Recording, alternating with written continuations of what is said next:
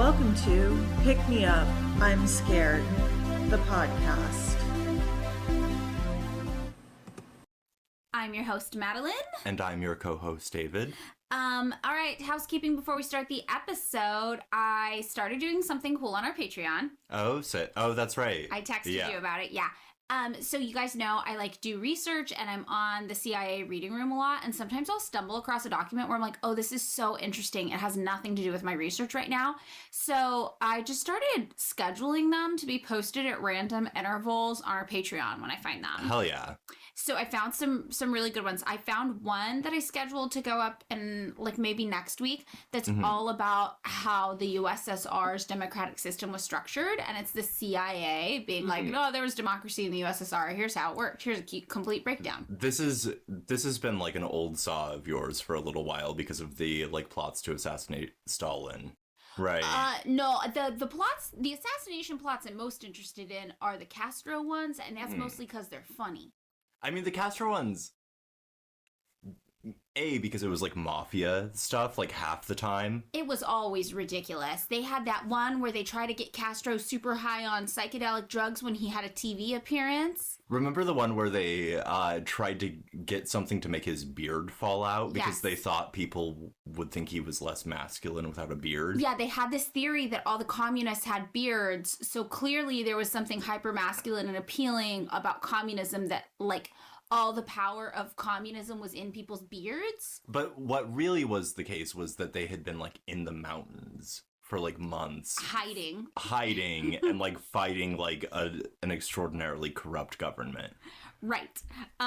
Yeah, but all the Castro ones are super funny to me. No, the Stalin stuff, honestly, the United States, the CIA was it's not even worth trying to assassinate Stalin because this system is so entrenched. Taking out one guy at the top is not going to do anything. It'd be like assassinating a U.S. president. The whole United States isn't going to collapse because you killed one guy. I have still been thinking about, because you were last week, you were oh, you're smiling when you were talking about assassinating a U.S. president. And I was like, yeah. Why can't George H.W. Bush remember where he was on the day everyone remembers where they were?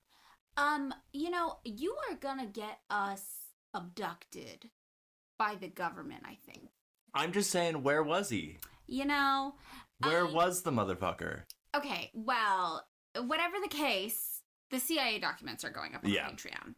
They are gonna be fun. I posted one today. I've got a few more scheduled up that you guys can check out that I just think are interesting.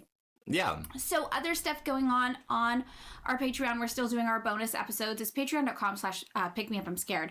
And we still are doing minimum of 2 bonus episodes a month. Yeah. We're not going to do one for this week because it took me a long time to research this episode and it's late and we just don't have reasonably in us to record a bonus episode too. Though, well, next week I think we've got something. Next week we've got it. Next week we're going to do it.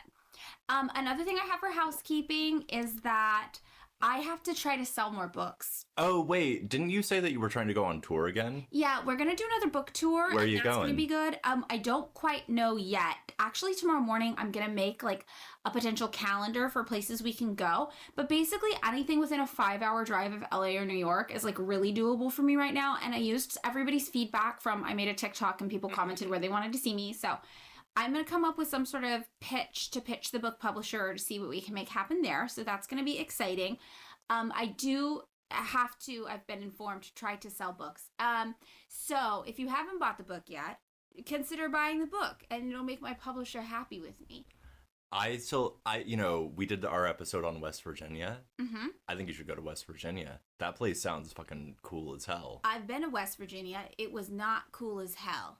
I'm just saying. Yeah, no, the episode did make it sound really cool, I will say.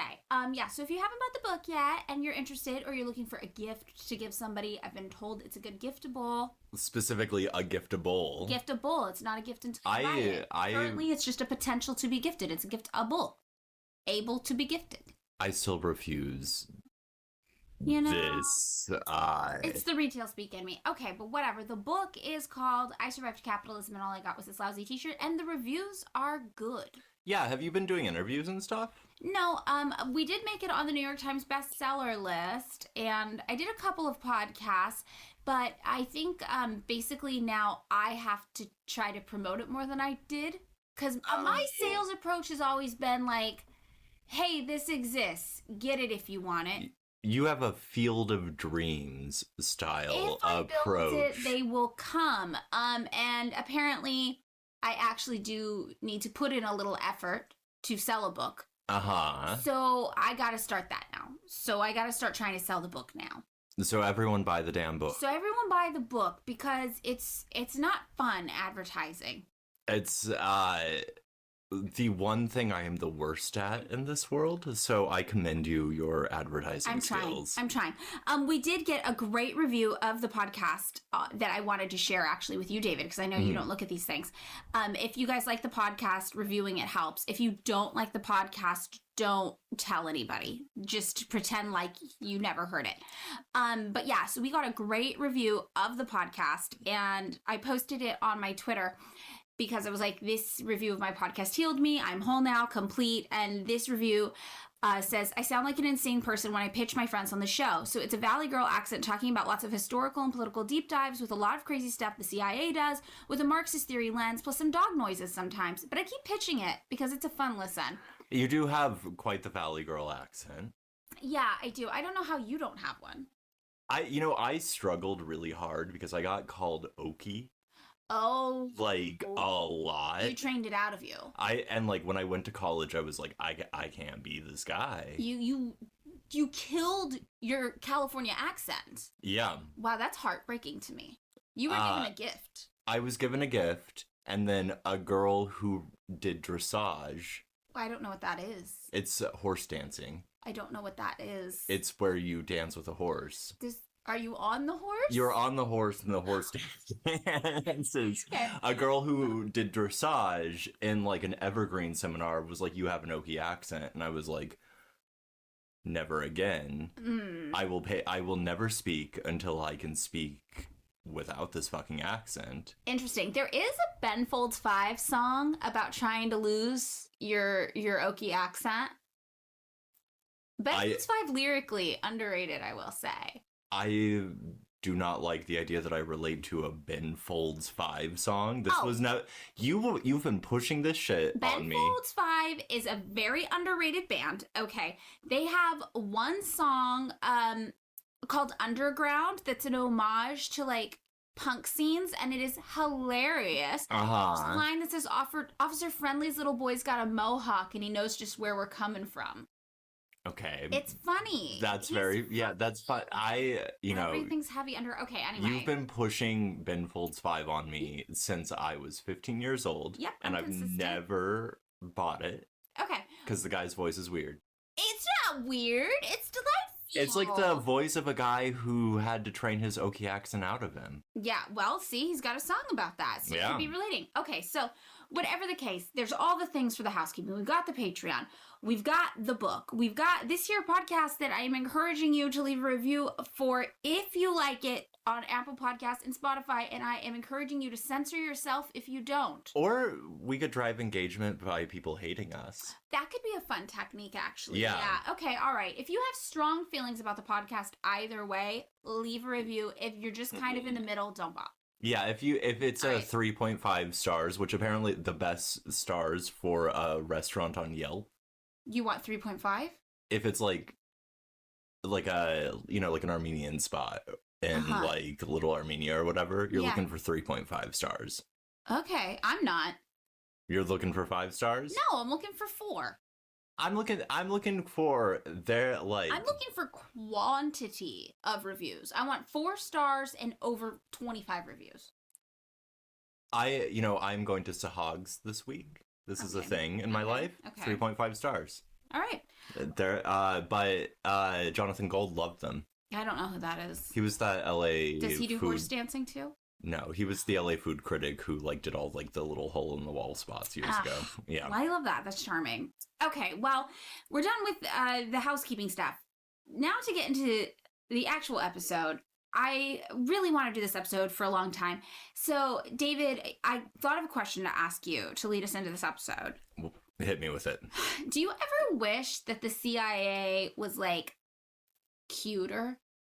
Like, you know, just, like, tiny, like, smaller and tinier and cuter? Like they were twee. Like, if the CIA was twee, do you ever wish that? Amelia Fletcher joined the CIA, that sounds awesome. Yeah, like new girl, oops, we did a coup.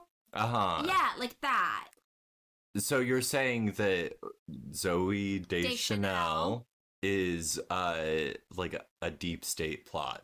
Yeah, but like if she was, I'm not saying she is, but I can't confirm she's not. Mm-hmm. If she was, wouldn't that be like cute, just like a little baby CIA that's responsible for destabilizing countries all around the globe and also murdering innocent people and then also just throwing coups? So I think what you're going to tell me about today is the CIA's cutesy little brother. Yes.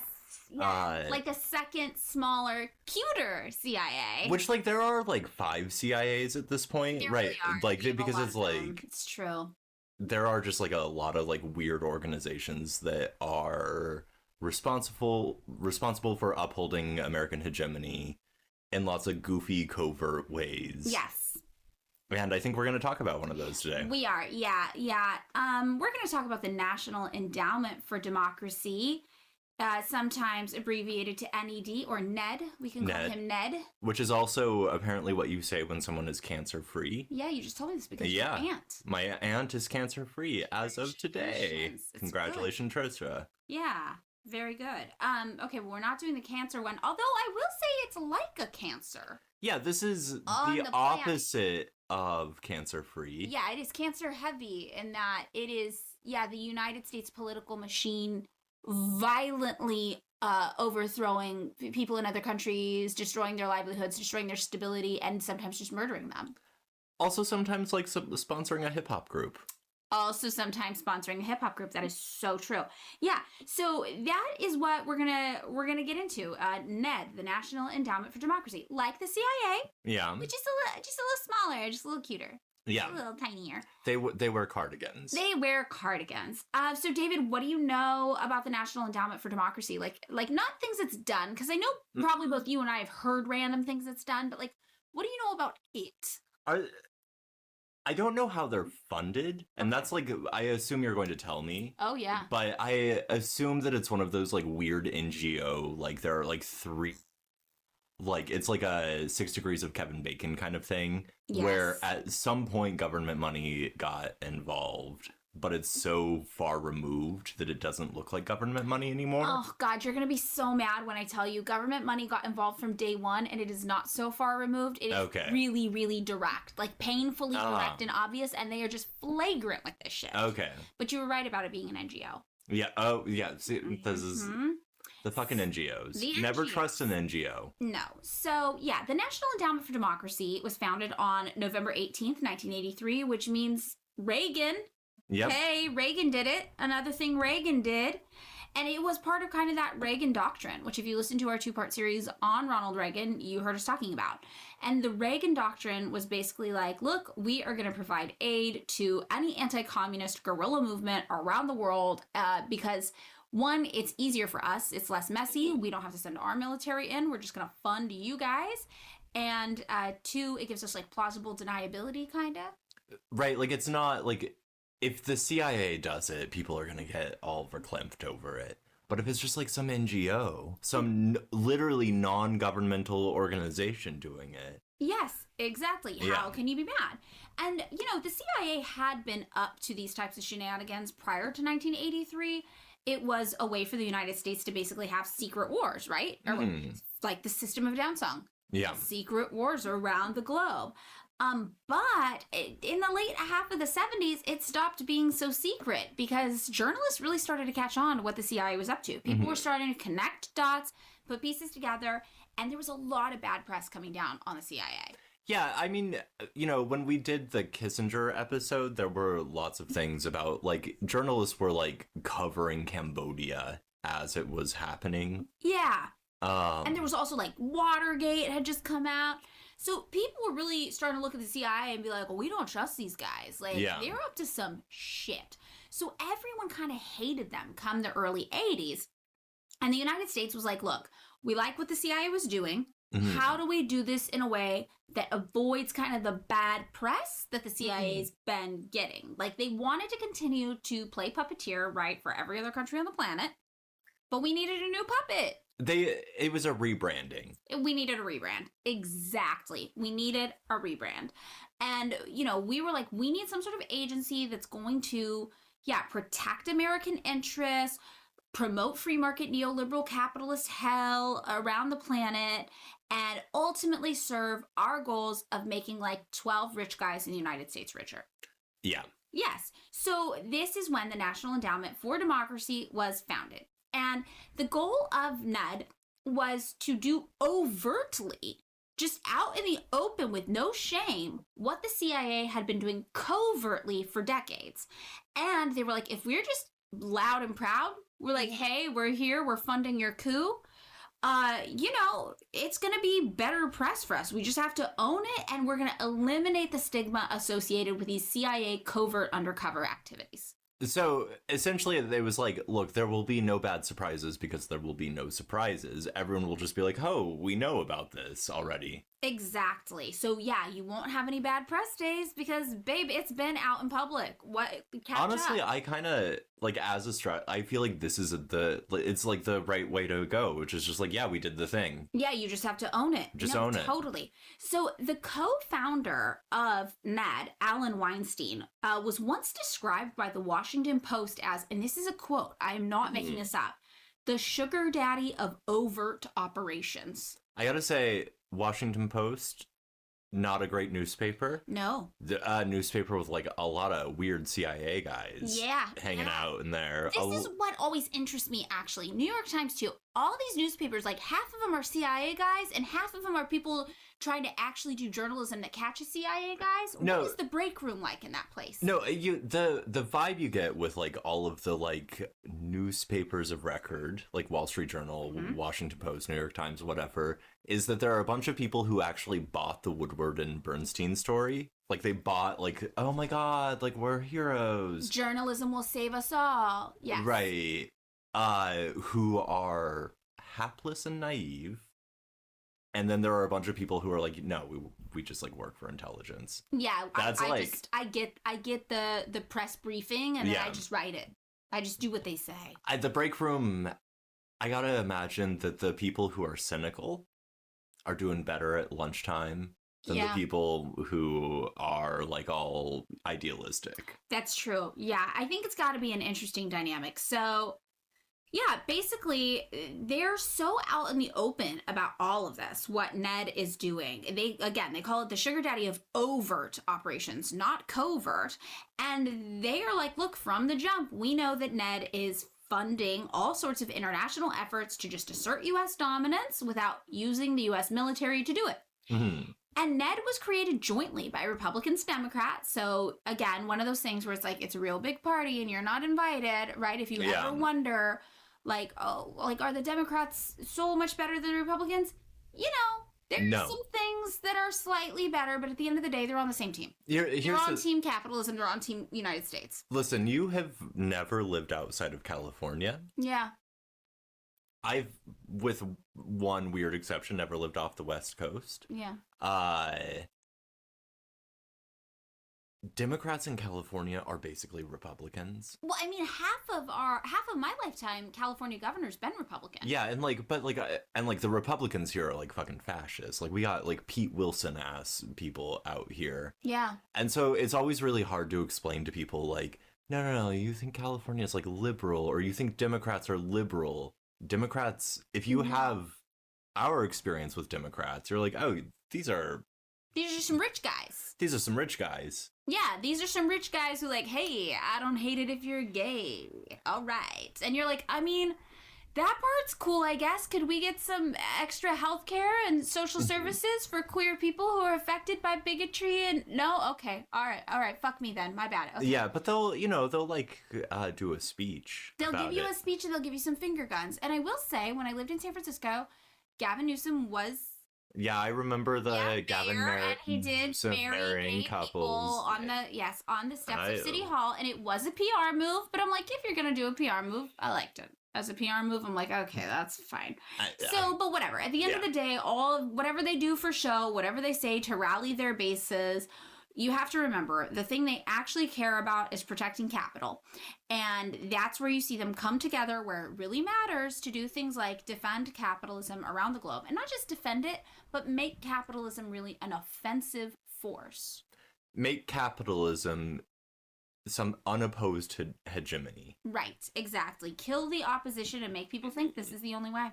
So the Republicans and the Democrats come together to create, NED, to replace the CIA because the CIA is in hot water. And NED is technically a nonprofit.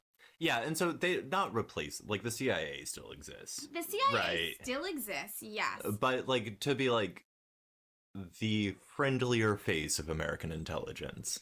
Well, yeah, and what they're going to try to do is pass it off like it actually isn't the U.S. government at all. Mm-hmm. So it's kind of like if Raytheon was a nonprofit. No, this is what I was saying, where it was like, oh, I feel like the funding thing is going to be like real, like murky, or whatever. And I'm sure the funding is like less murky but like at least the public image of the funding is like, wow, some people who just like really care about democracy. Yes.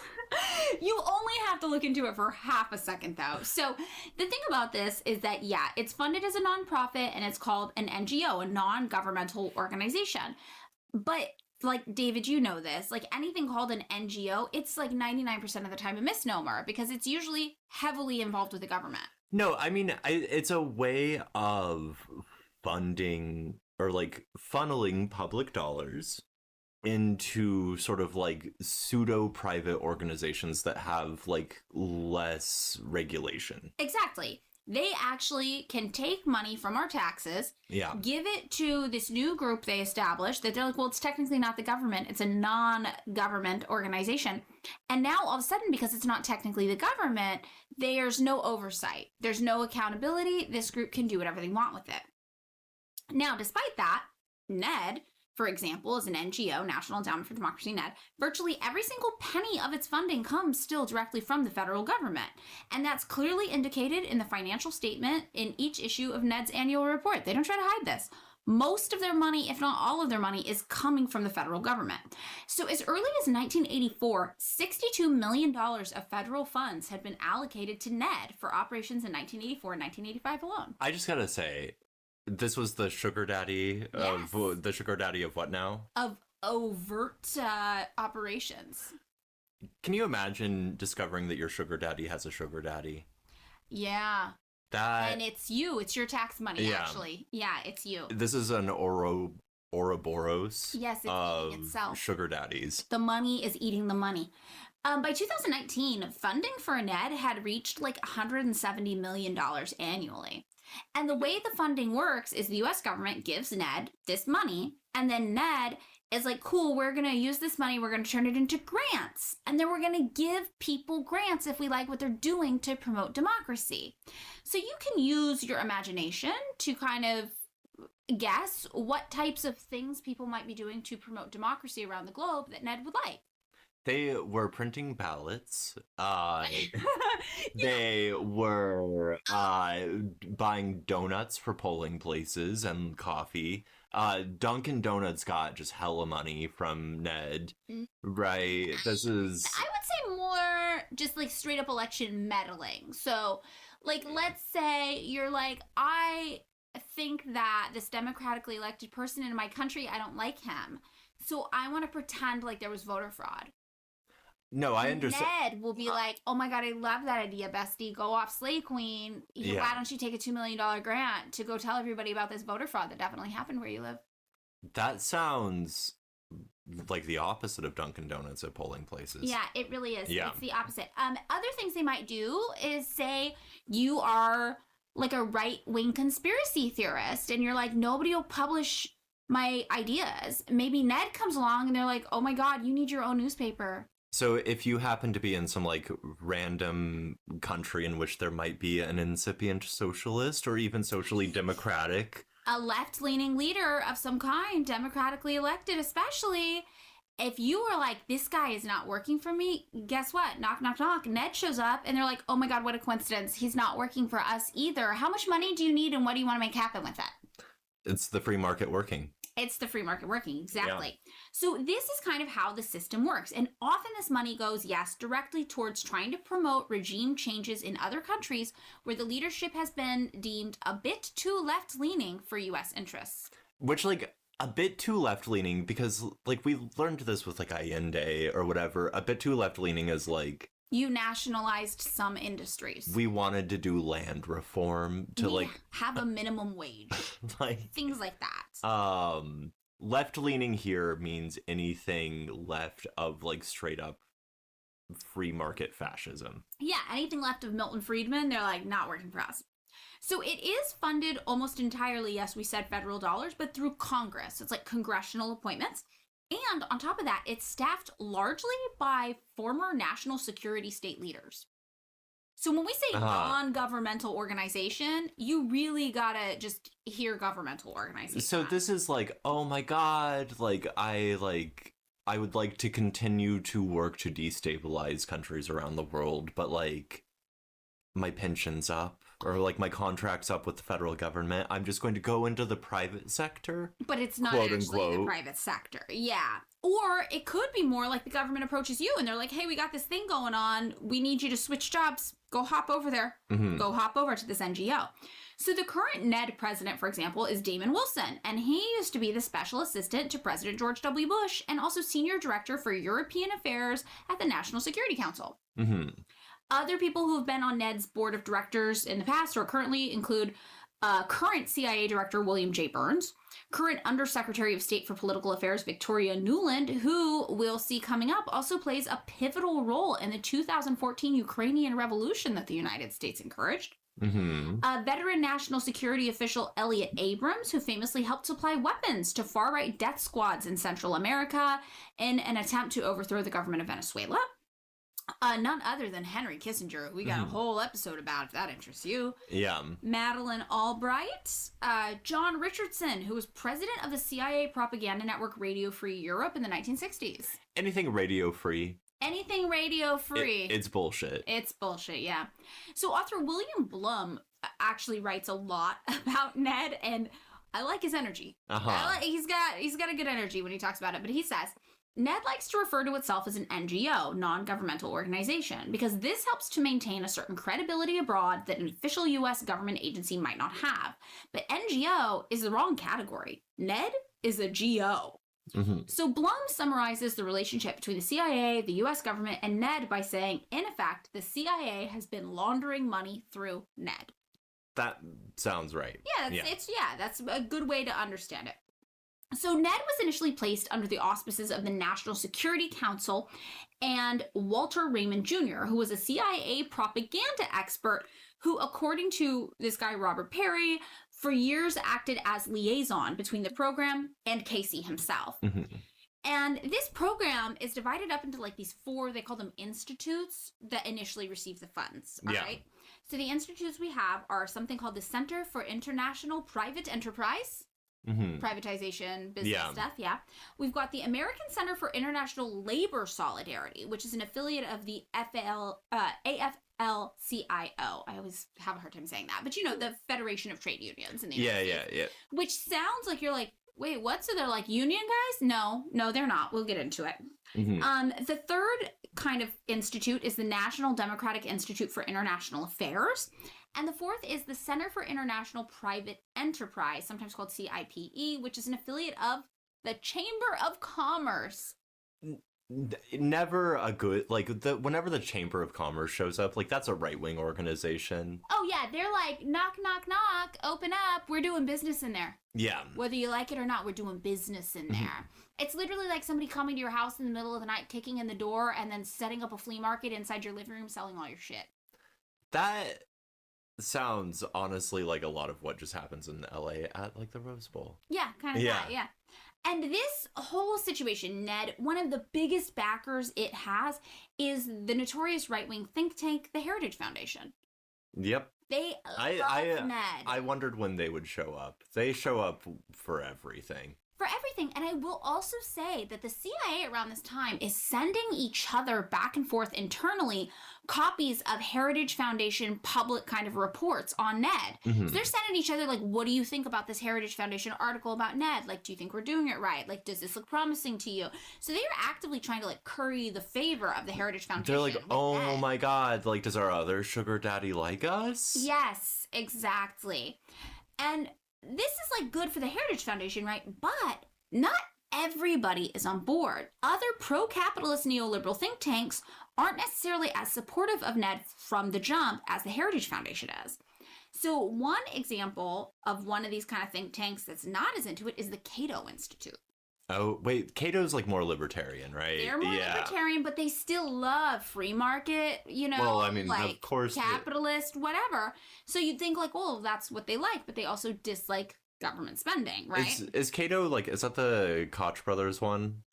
I don't know if that one is actually. I feel like that might be the Koch brothers. It might be there, yeah.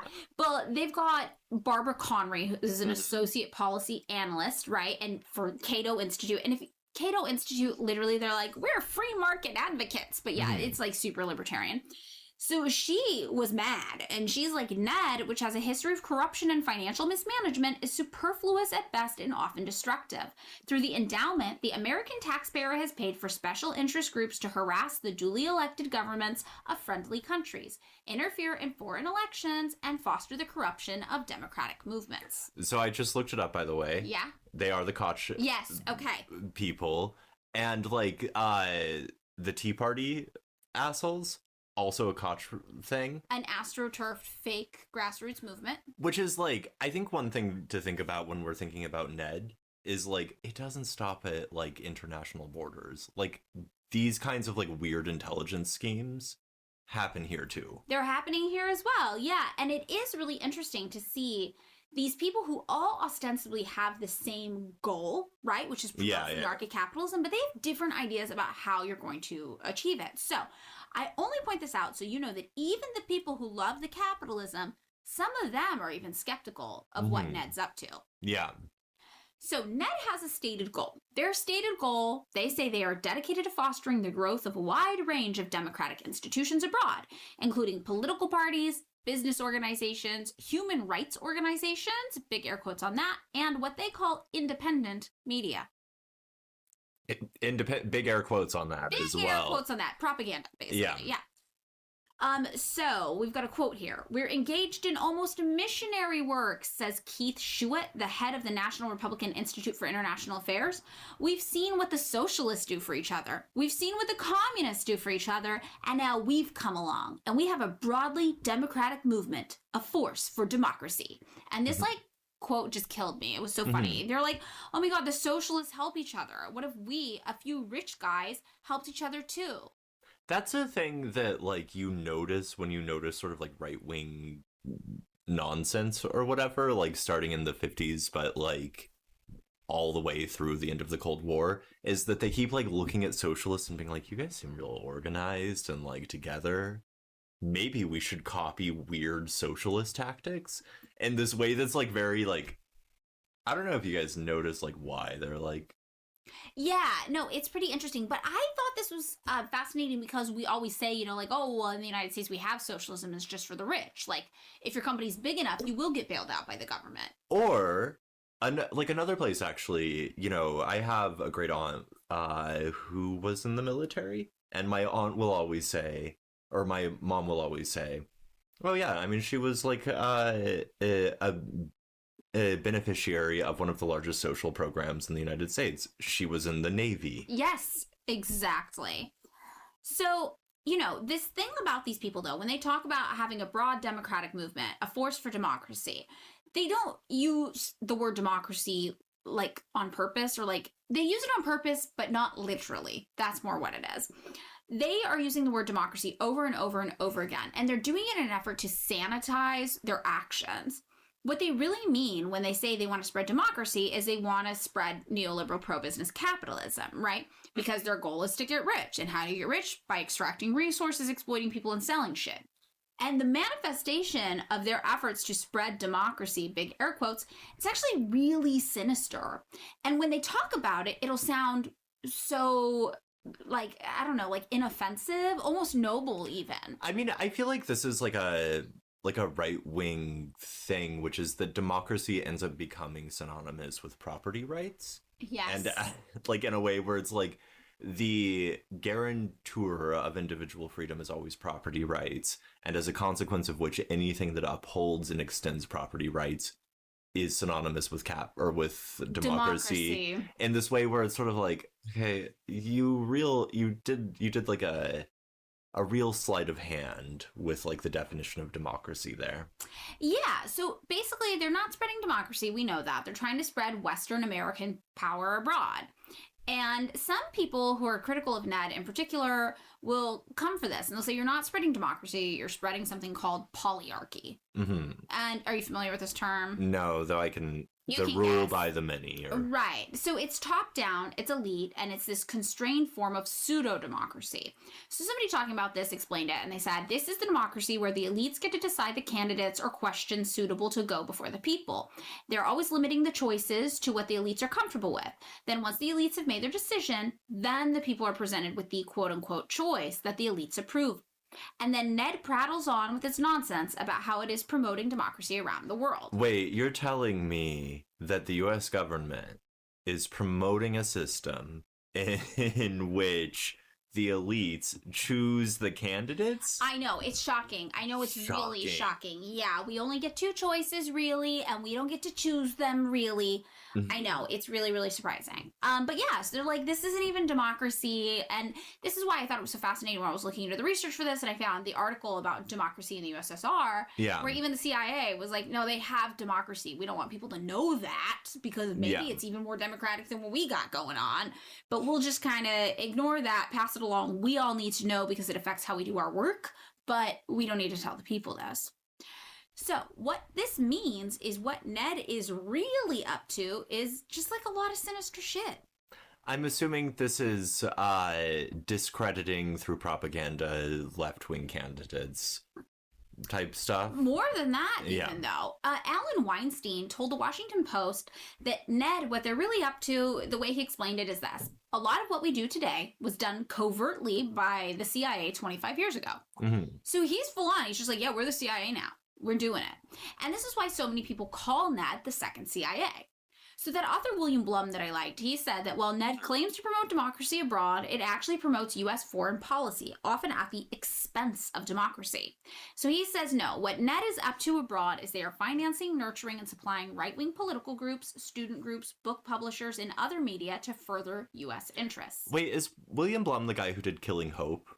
He's written all sorts of books. Killing Hope, it's a sick book because it's like U.S. CIA intervention. Since, yes, that's probably it. He's written a number of books, all mostly about the CIA. No, he fucking rocks. Yeah, and he's got a website where he like does excerpts of his own writing. So if you guys are interested in William Blum, I'm gonna get some books in my soon reading. They're also, by the way, Killing Hope, if I recall correctly, you can find a PDF of it on the CIA website. Oh yeah. That's the other thing too. So when I'm giving people the links to declassified things on the CIA website, you have to remember what's also declassified is just internal documents. So just like they sent each other the Heritage, Foundation kind of report card on them, they also will send each other texts that they're like, oh shit, we need to read this. And some of it you'll find communist theory. Like I was looking and it was like Czechoslovakian communist theory would just pop up, and they're full PDFs of this info. So yeah, I'll be able, as I go, when I find things like this, to just add them to our Patreon for you guys so you can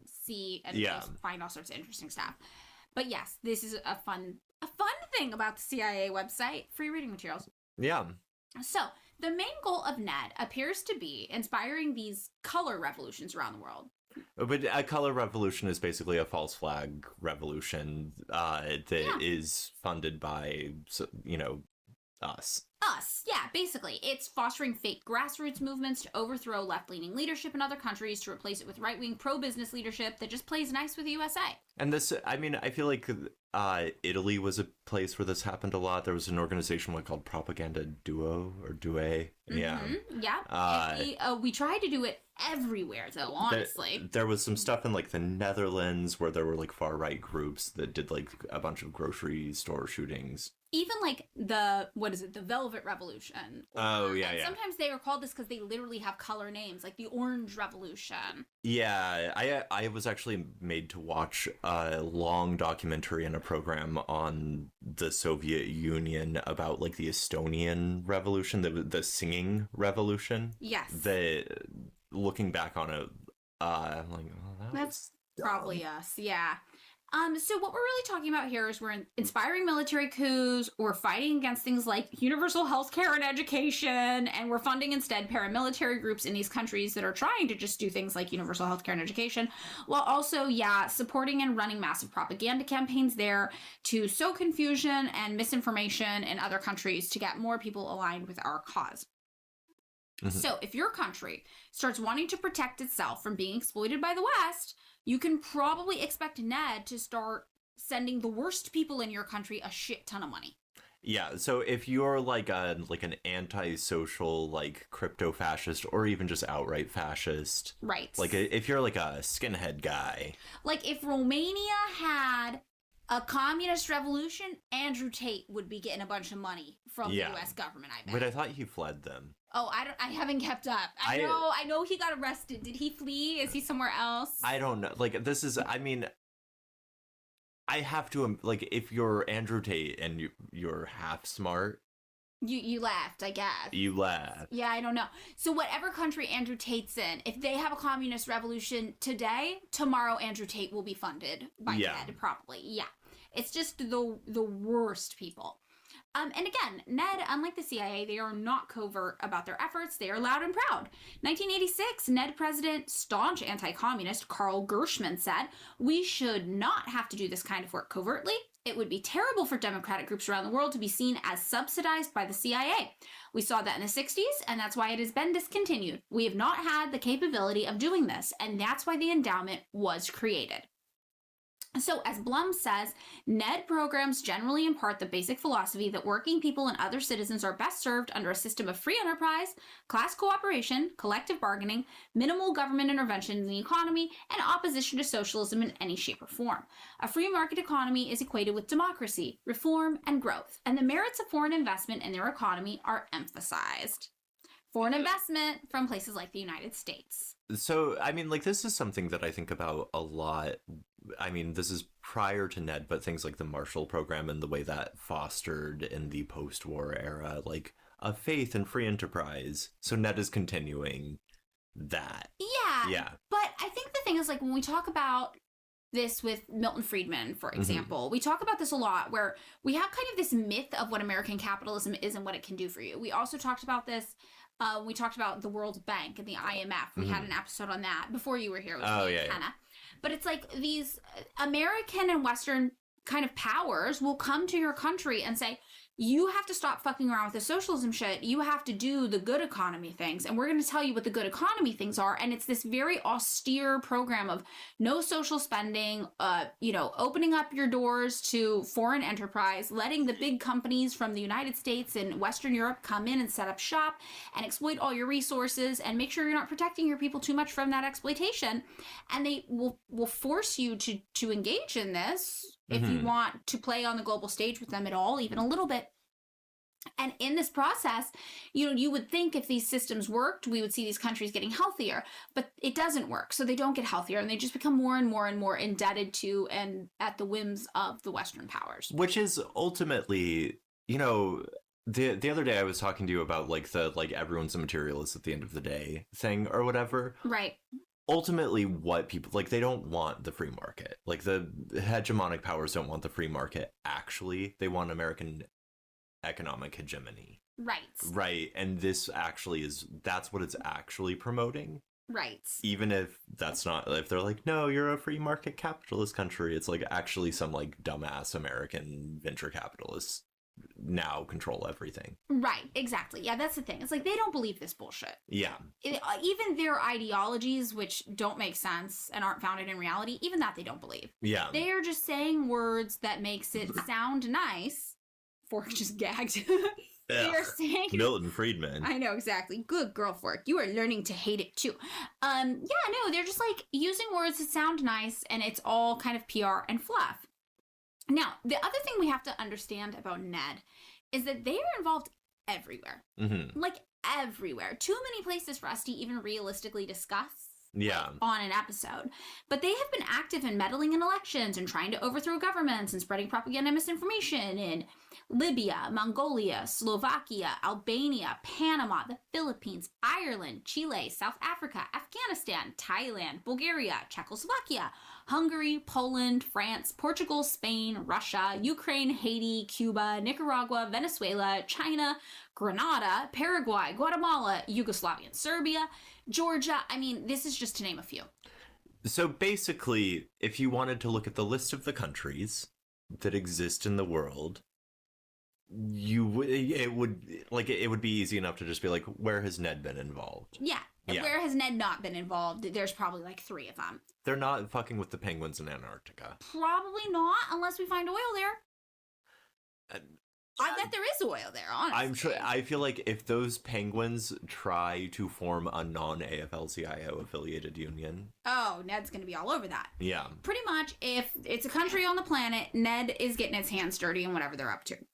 So, wherever there are elections, also, Ned wants to get involved. They want to fund the most right-wing pro-American candidates they can find in any region. They want to agitate students into hating even left-wing governments. They want to spread misinformation again. They want to find the weird, small right-wing newspapers and book publishers and be like, let's tell people more of this. They want to do anything they can that benefits the United States. So, I thought what we would look at today is some of the most influential operations Ned has undertaken, because there's no way we can talk about all of them. And we're just going to try to hone in on some of the things that we have heard happening that Ned has been responsible for, probably without us even realizing that that's what was going on. Yeah, this is one of those things where, like, the more you hear about stuff like this and the more, like, there was a guy at, like, a, free radio thing in Olympia who at some point when I was like, oh my god, freedom, democracy, or whatever, was like, you fucking moron to me.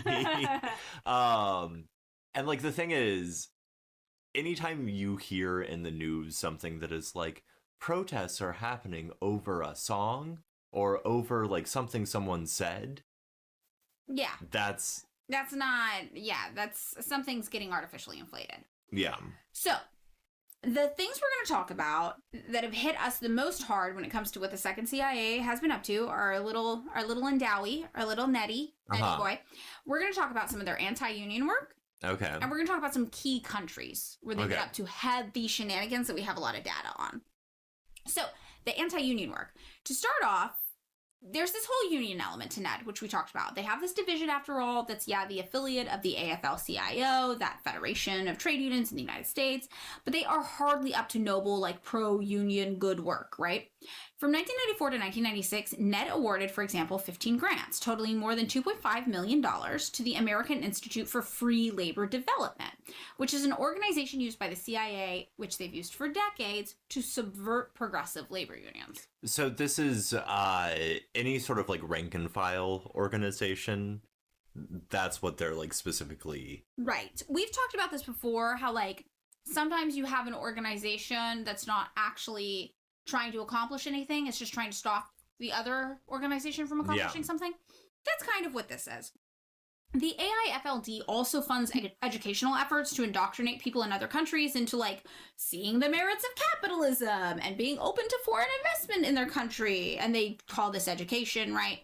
Blum says the description of one of the 1996 Ned grants to AIFLD includes, as one of its objectives written out, build union management cooperation.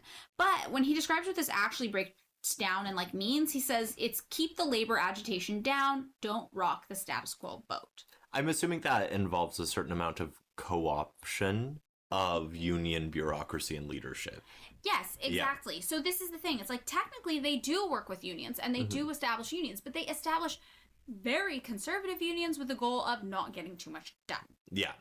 So then you can be like, yes, we have a union for you. And you go and you look and you're like, one, there's nothing remotely radical about this. And, like, two, I'm not even sure they're looking out for my best interests. And it's not, like, it doesn't support the interests of the actual workers. Right. Exactly. It's the main thing. It supports the U.S. government. Yeah. So in France, Portugal, and Spain, and other places too, but notably these places, Ned funded right-wing labor organizations to help oppose the unions that actually were militantly pro-worker.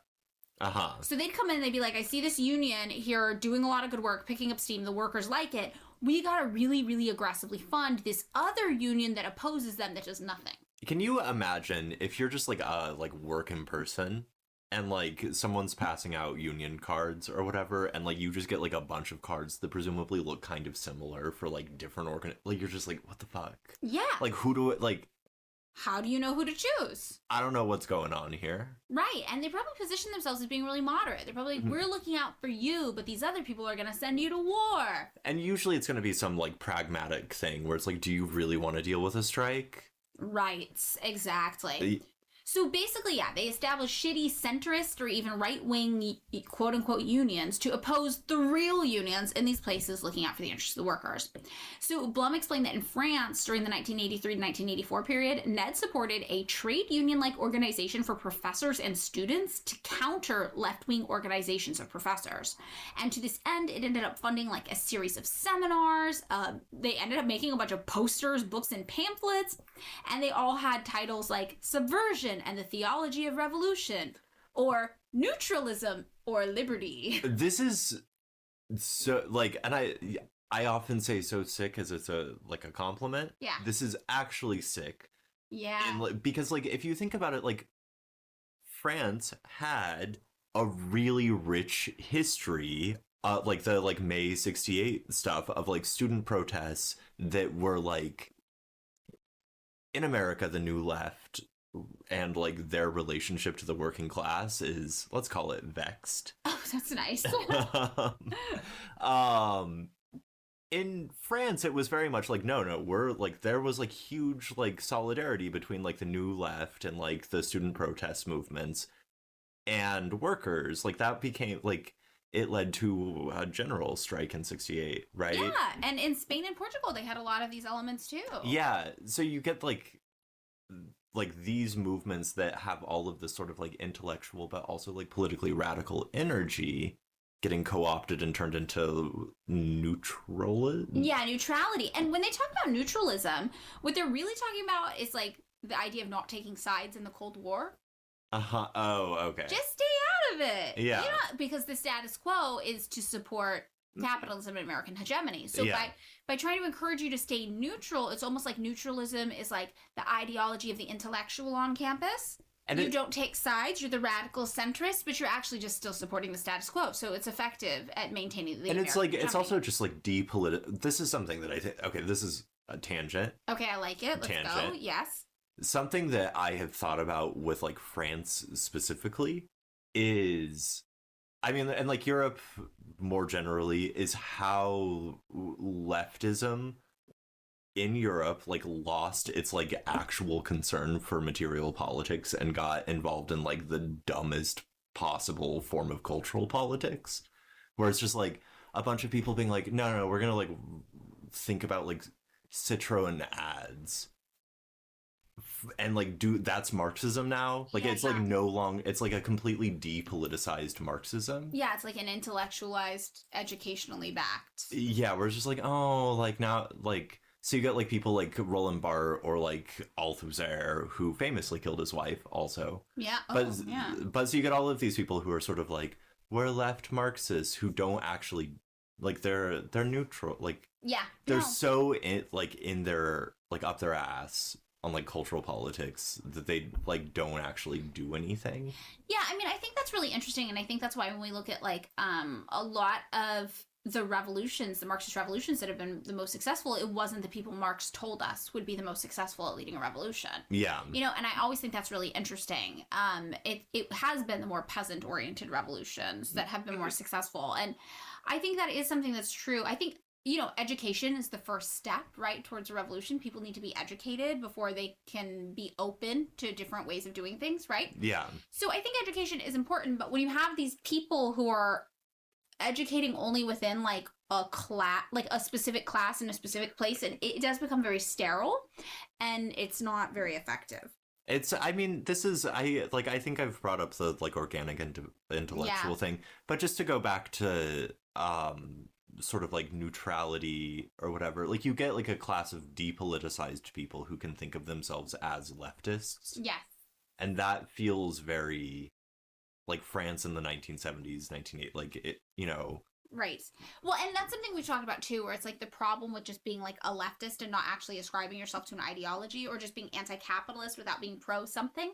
Yeah. Like you can't, and you have to actually commit to something, I think, at the end of the day. But yeah, so you see the power structure benefits from people having this kind of neutral idea or positioning themselves in the center, basically, at the end of the day. And Ned knows this. And they're like, we don't have to make them right wing. We just have to make them not do anything. Like, we just have to, like, make them, like, get them so in their head. Yes, that they, for some reason, think of themselves as above the chaos or whatever. So this is all wrapped up in that anti-union work they were doing too, and it's been like actually a key part of their efforts to destabilize countries around the planet, along with, of course, running those propaganda networks, encouraging student protests and rebellion, but like not in the way you would think. Yeah. Right? And trying to stage coups. Now, I think what's interesting is the student protests and rebellion, it's almost like the Kissinger kind of thing. It's like maintain the status quo. It's like get the students to rebel in order to maintain the status quo. I mean, this sort of makes it like a lot of, I think the New Left as like a form, it was like the most like shoot yourself in the foot form of like political activism you could possibly do, where it's like, oh yeah, we're going to like for some reason talk about how much we want to do acid as our form of political rebellion. Yeah. Well, that's like the thing about the hippies, right? Yeah, we're just like, okay, guys, you're not doing anything. No, they were anti a lot of things, but they weren't really pro much substantive. And like the shit that they were pro, it was like, well, that's dumb. Drugs like and having sex. It was like the tune in, turn on, drop out, all of that stuff. It was like literally what the state wants you to do. Yeah, no, it's totally true. I mean, I think that there were like, I did like some things that Abby Hoffman did. Yeah, I mean, I don't. But he was the best. He was the best thing we got out of that whole movement. And pretty bad. And like, it was like, and he went compared to the other ones, though, he was doing great. Whatever his like buddy was, I can never remember his name either. But like he went full like self-help cult by the 70s, and I feel like a lot of those guys went full because that was like the incipient thing to like new left activism that Ned was like, hell yeah, let's do new left activism because it doesn't do shit. Yeah, it's kind of like how I feel about the Occupy movement. It doesn't. I'm like, this did nothing. What were we fighting for? What? Have I told you on about the networking? Yeah. I think you have, but you should tell it again. Oh, okay. I'm just gonna say a friend of mine once said, she was very, very upset that she did not. She was in Berlin for Occupy, or like when Occupy was happening, because it seemed like a really good networking opportunity if you wanted to drop it in +1. And that's really, when Occupy was happening, I remember being so confused because it was that thing where it's like a lot of people were anti-something, and you'd ask them, they'd be like, we're anti-globalization, we're anti-Wall Street, and you're like, okay, what are you for? What do you want? And you had a lot of people doing protests, but it was like, what are your demands? What are we looking to accomplish? And every single person was like, no, we have no demands. That would be anti the movement. And you're like, okay, you have to stand for something. You have to have something you want to do that's different or better that people can work towards. Your whole identity can't just be being a contrarian. And I mean, we talked about this when we were talking about like the move from like understanding oneself as like a productive member of the economy versus a consumer or whatever. Yeah. I feel like Occupy or any of like the like weird like color revolution type Ned things, it's understanding yourself as a consumer, and it's like asking for those kinds of freedoms. Right. In this way where it's just like, well, it's like, that's nothing. It's nothing. Right. So we're going to talk about some places where Ned was really involved that we have a lot of data about. And one of the places that's maybe the most famous is Nicaragua. That one, I feel like we all know. So anybody, who's familiar with Iran-Contra in the 1980s, the United States was funding Contras in Nicaragua, which were right-wing paramilitary groups that were opposed to the left-wing Sandinista government in Nicaragua and also the government in a nearby country. Not Guam. There was another one there. But we're talking about Nicaragua specifically. So famously, the CIA was caught selling guns to Iran despite there being an embargo. Like, the United States was not supposed to be doing business with Iran. The CIA secretly sold guns to Iran and used that money to fund the Contras in Nicaragua to fight against the Sandinistas, and they got busted. And if I'm wrong about this, please correct me. Iran was currently like in a little bit of a war with Iraq at the time, right? That might have been the timeline. Yeah. There was a lot happening with Iran, though. You have to remember that we did a whole episode about this. But the thing that was going on with Iran is that the United States was heavily involved in Iran because of the same things we're talking about here. They had Mossadegh, a prime minister they elected, who started nationalizing oil fields, and the United States was like, absolutely not. So staged a revolution, a coup, overthrew Mossadegh, democratically elected prime minister, and instead gave more power to the Shah, who was basically like the king, and he was very, very pro-Western interest, pro the United States, puppet dictator, very cruel, very bad. And it ended up paving the way, basically, for the Ayatollah, a spiritual leader, to step in and say, we need to get all the American influence out of here.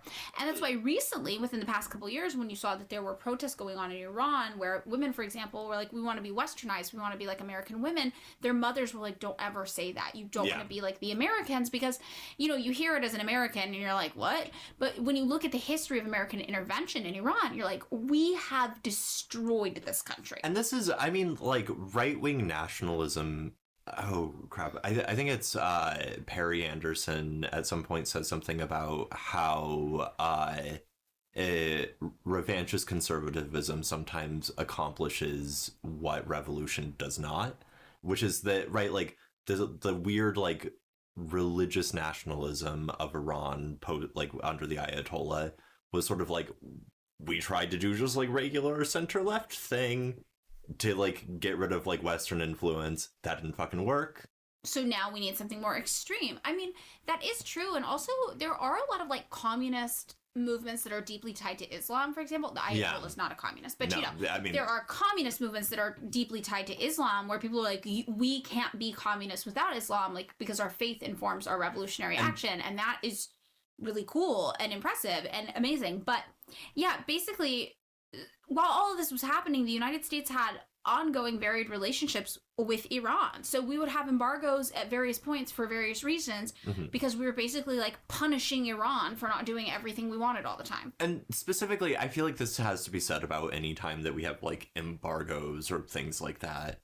We're punishing everyday Iranians. It's not like the government isn't suffering. That's the thing. Embargoes like punish average people. It leads to, like, lowered life expectancy. It's like inability to get health care, like inability to get your basic needs met, shit like that. Yes, and I want to point out too, if lots of times people are like, well, why does an embargo really matter? Like, if your country was doing so great, like, you'd be able to handle everything internally. I just want you to imagine for a second what would happen if China put an embargo on the US. Imagine all of a sudden we are not able to get anything from China. My trips to the Super King to buy groceries would look real pathetic. I mean, yeah, our food comes from China. A large portion of it. China for a long time was responsible for handling American trash. They finally put a stop to that. They were like, we won't take your trash anymore, But it's like, everything we make, like, we would have to start from the ground up again, redeveloping manufacturing in the United States that had been completely depleted. We lack the expertise and the skill set. A lot of medicinal manufacturing doesn't happen here. So you really have to think about what an embargo does. Like, you at the end of the day could be like, well, the best country, it wouldn't matter because they wouldn't need things from other countries to survive. That's also the world we live remember that, like, the supplies needed to reindustrialize would be under embargo as well. So, right, like, it's like, oh my god, like, we have to start a factory to, like, make something for ourselves. Turns out we can't. Yeah, where are you going to get the supplies? So this is the reason why I am not 100% anti-globalization. I think there are certain things you need to make the world run that just the resources you can only get certain places. I mean, my thing is, look, I feel like having a position on globalization is, like, it's besides the point. It is what has happened. It is what's happened. It, like, either deal with it as, like, a Marxist, which, like, this is not like... No, it's not. I mean, right. Well, that's the thing that when you look at, like, Marx famously didn't do a lot of planning, but when he did his 10-point plan, he was like, well, we're going to spread and distribute everything over the land evenly, and, like, that part of that is the flow of industry from place to place, the flow of resources from place to place along the rail lines. He also just sort of saw that capitalism was going to reach a sort of like stage of development that would be globalism. Like that's like the inevitability of capitalism. Yeah. So you've got the United States has an embargo against Iran. They're selling CIA guns. Secretly is like, we're still going to sell you guns, Iran, and you're going to give us that money for the guns, and we're going to give the money straight to the Contras, and the Contras are going to fight the Sandinistas in Nicaragua for us, so we don't have to fight them. But Ned was involved too. So while all this is happening secretly, Congress is like, oh, should we allocate money to the Contras too? Remember, that's a separate allocation from Congress.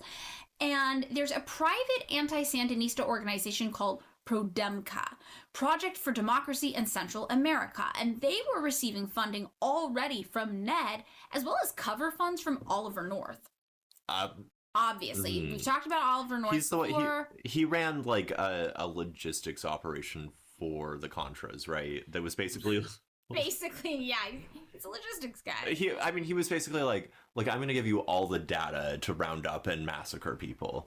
Yeah, and more than that, it's projected or like it's, assumed that he was responsible for maybe getting them resources like Air America airplanes to traffic drugs into the United States to sell for additional money. So Oliver North had something he was calling Project Democracy. It was a loose title that he would just throw on things. And people would describe seeing documents come through while they were at work in the government being like, oh, Project Democracy, what is this? And people would just be like, that's Ollie's thing. That's Oliver North's thing. We don't really understand. It's some sort of network. But Ned was also funding key components of Oliver North's Project Democracy network.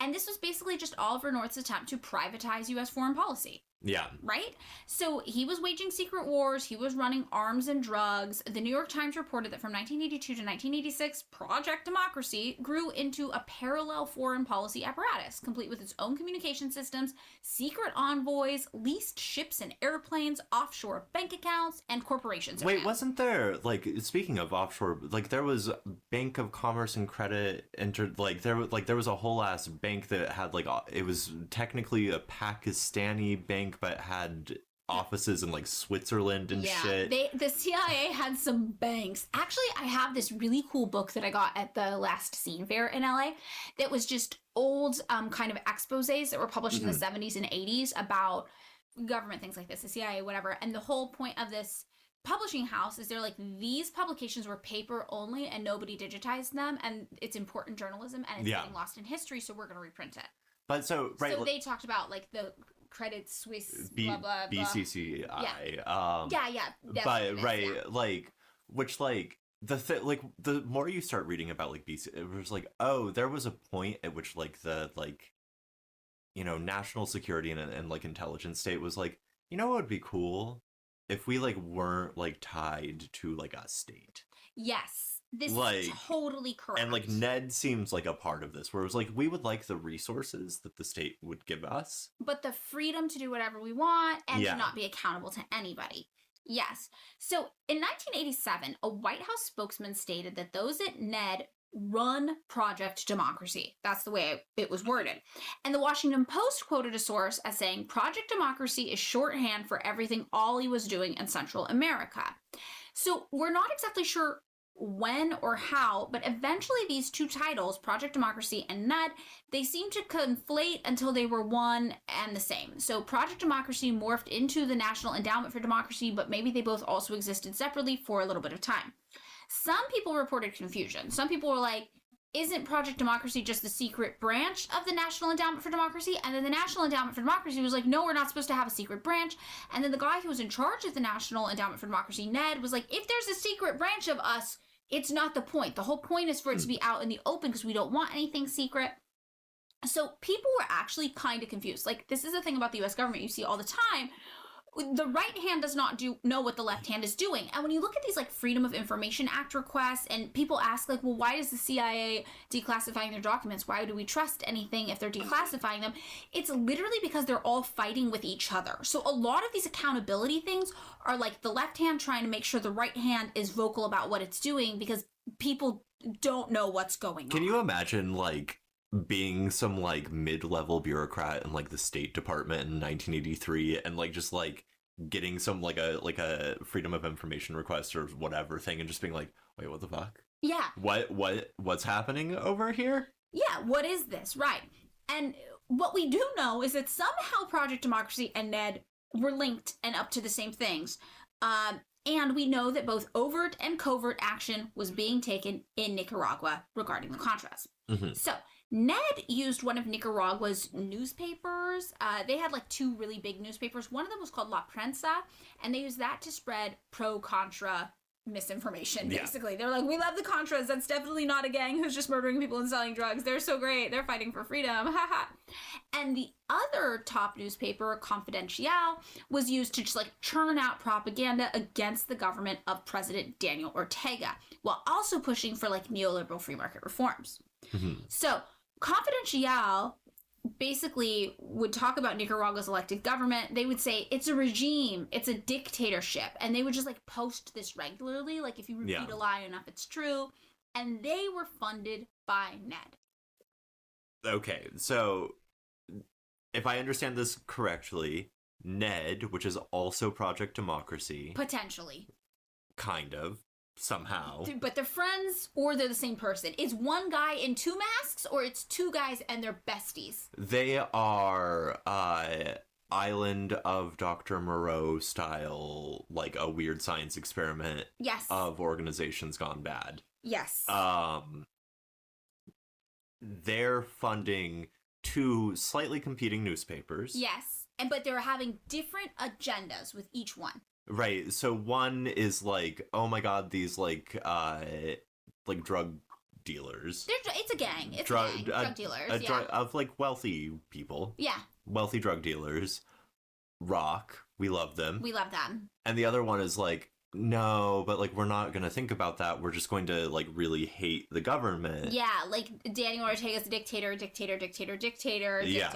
So if you were just an average Nicaraguan and you're just looking at the news from different sources, the narrative you're being fed is that your government is a dictatorship, a regime that's oppressing your rights, but there's this really cool freedom fighting group that's trying to defend you. The drug dealers. The drug dealers, yeah. Yeah. So by 1990, Ned was just doing straight up election manipulation in Nicaragua too. They provided more than $3 million in what they called technical assistance to election efforts, which was mostly just used to bolster Violeta Barrios de Chamorro, who was a candidate running against Daniel Ortega. They bought a lot of donuts for his campaign. Yes. Yeah. And then this became the favored candidate of the United States. That same year, Ned also received $25 million in government funding from the United States.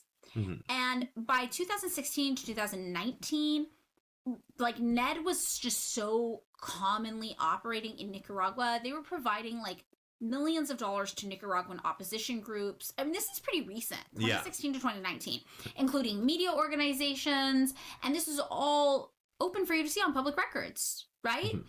But what we do think is that maybe this is underestimating, because while Ned made a big deal about not needing to hide in the shadows, everything being overt and out in the open, what we'll find is that actually they start scrubbing things from their websites when it gets too controversial. So you can search their grants, for example. Yeah. And you were able for years to search Ukraine and see what they were doing in Ukraine. Recently, they took it all off their website.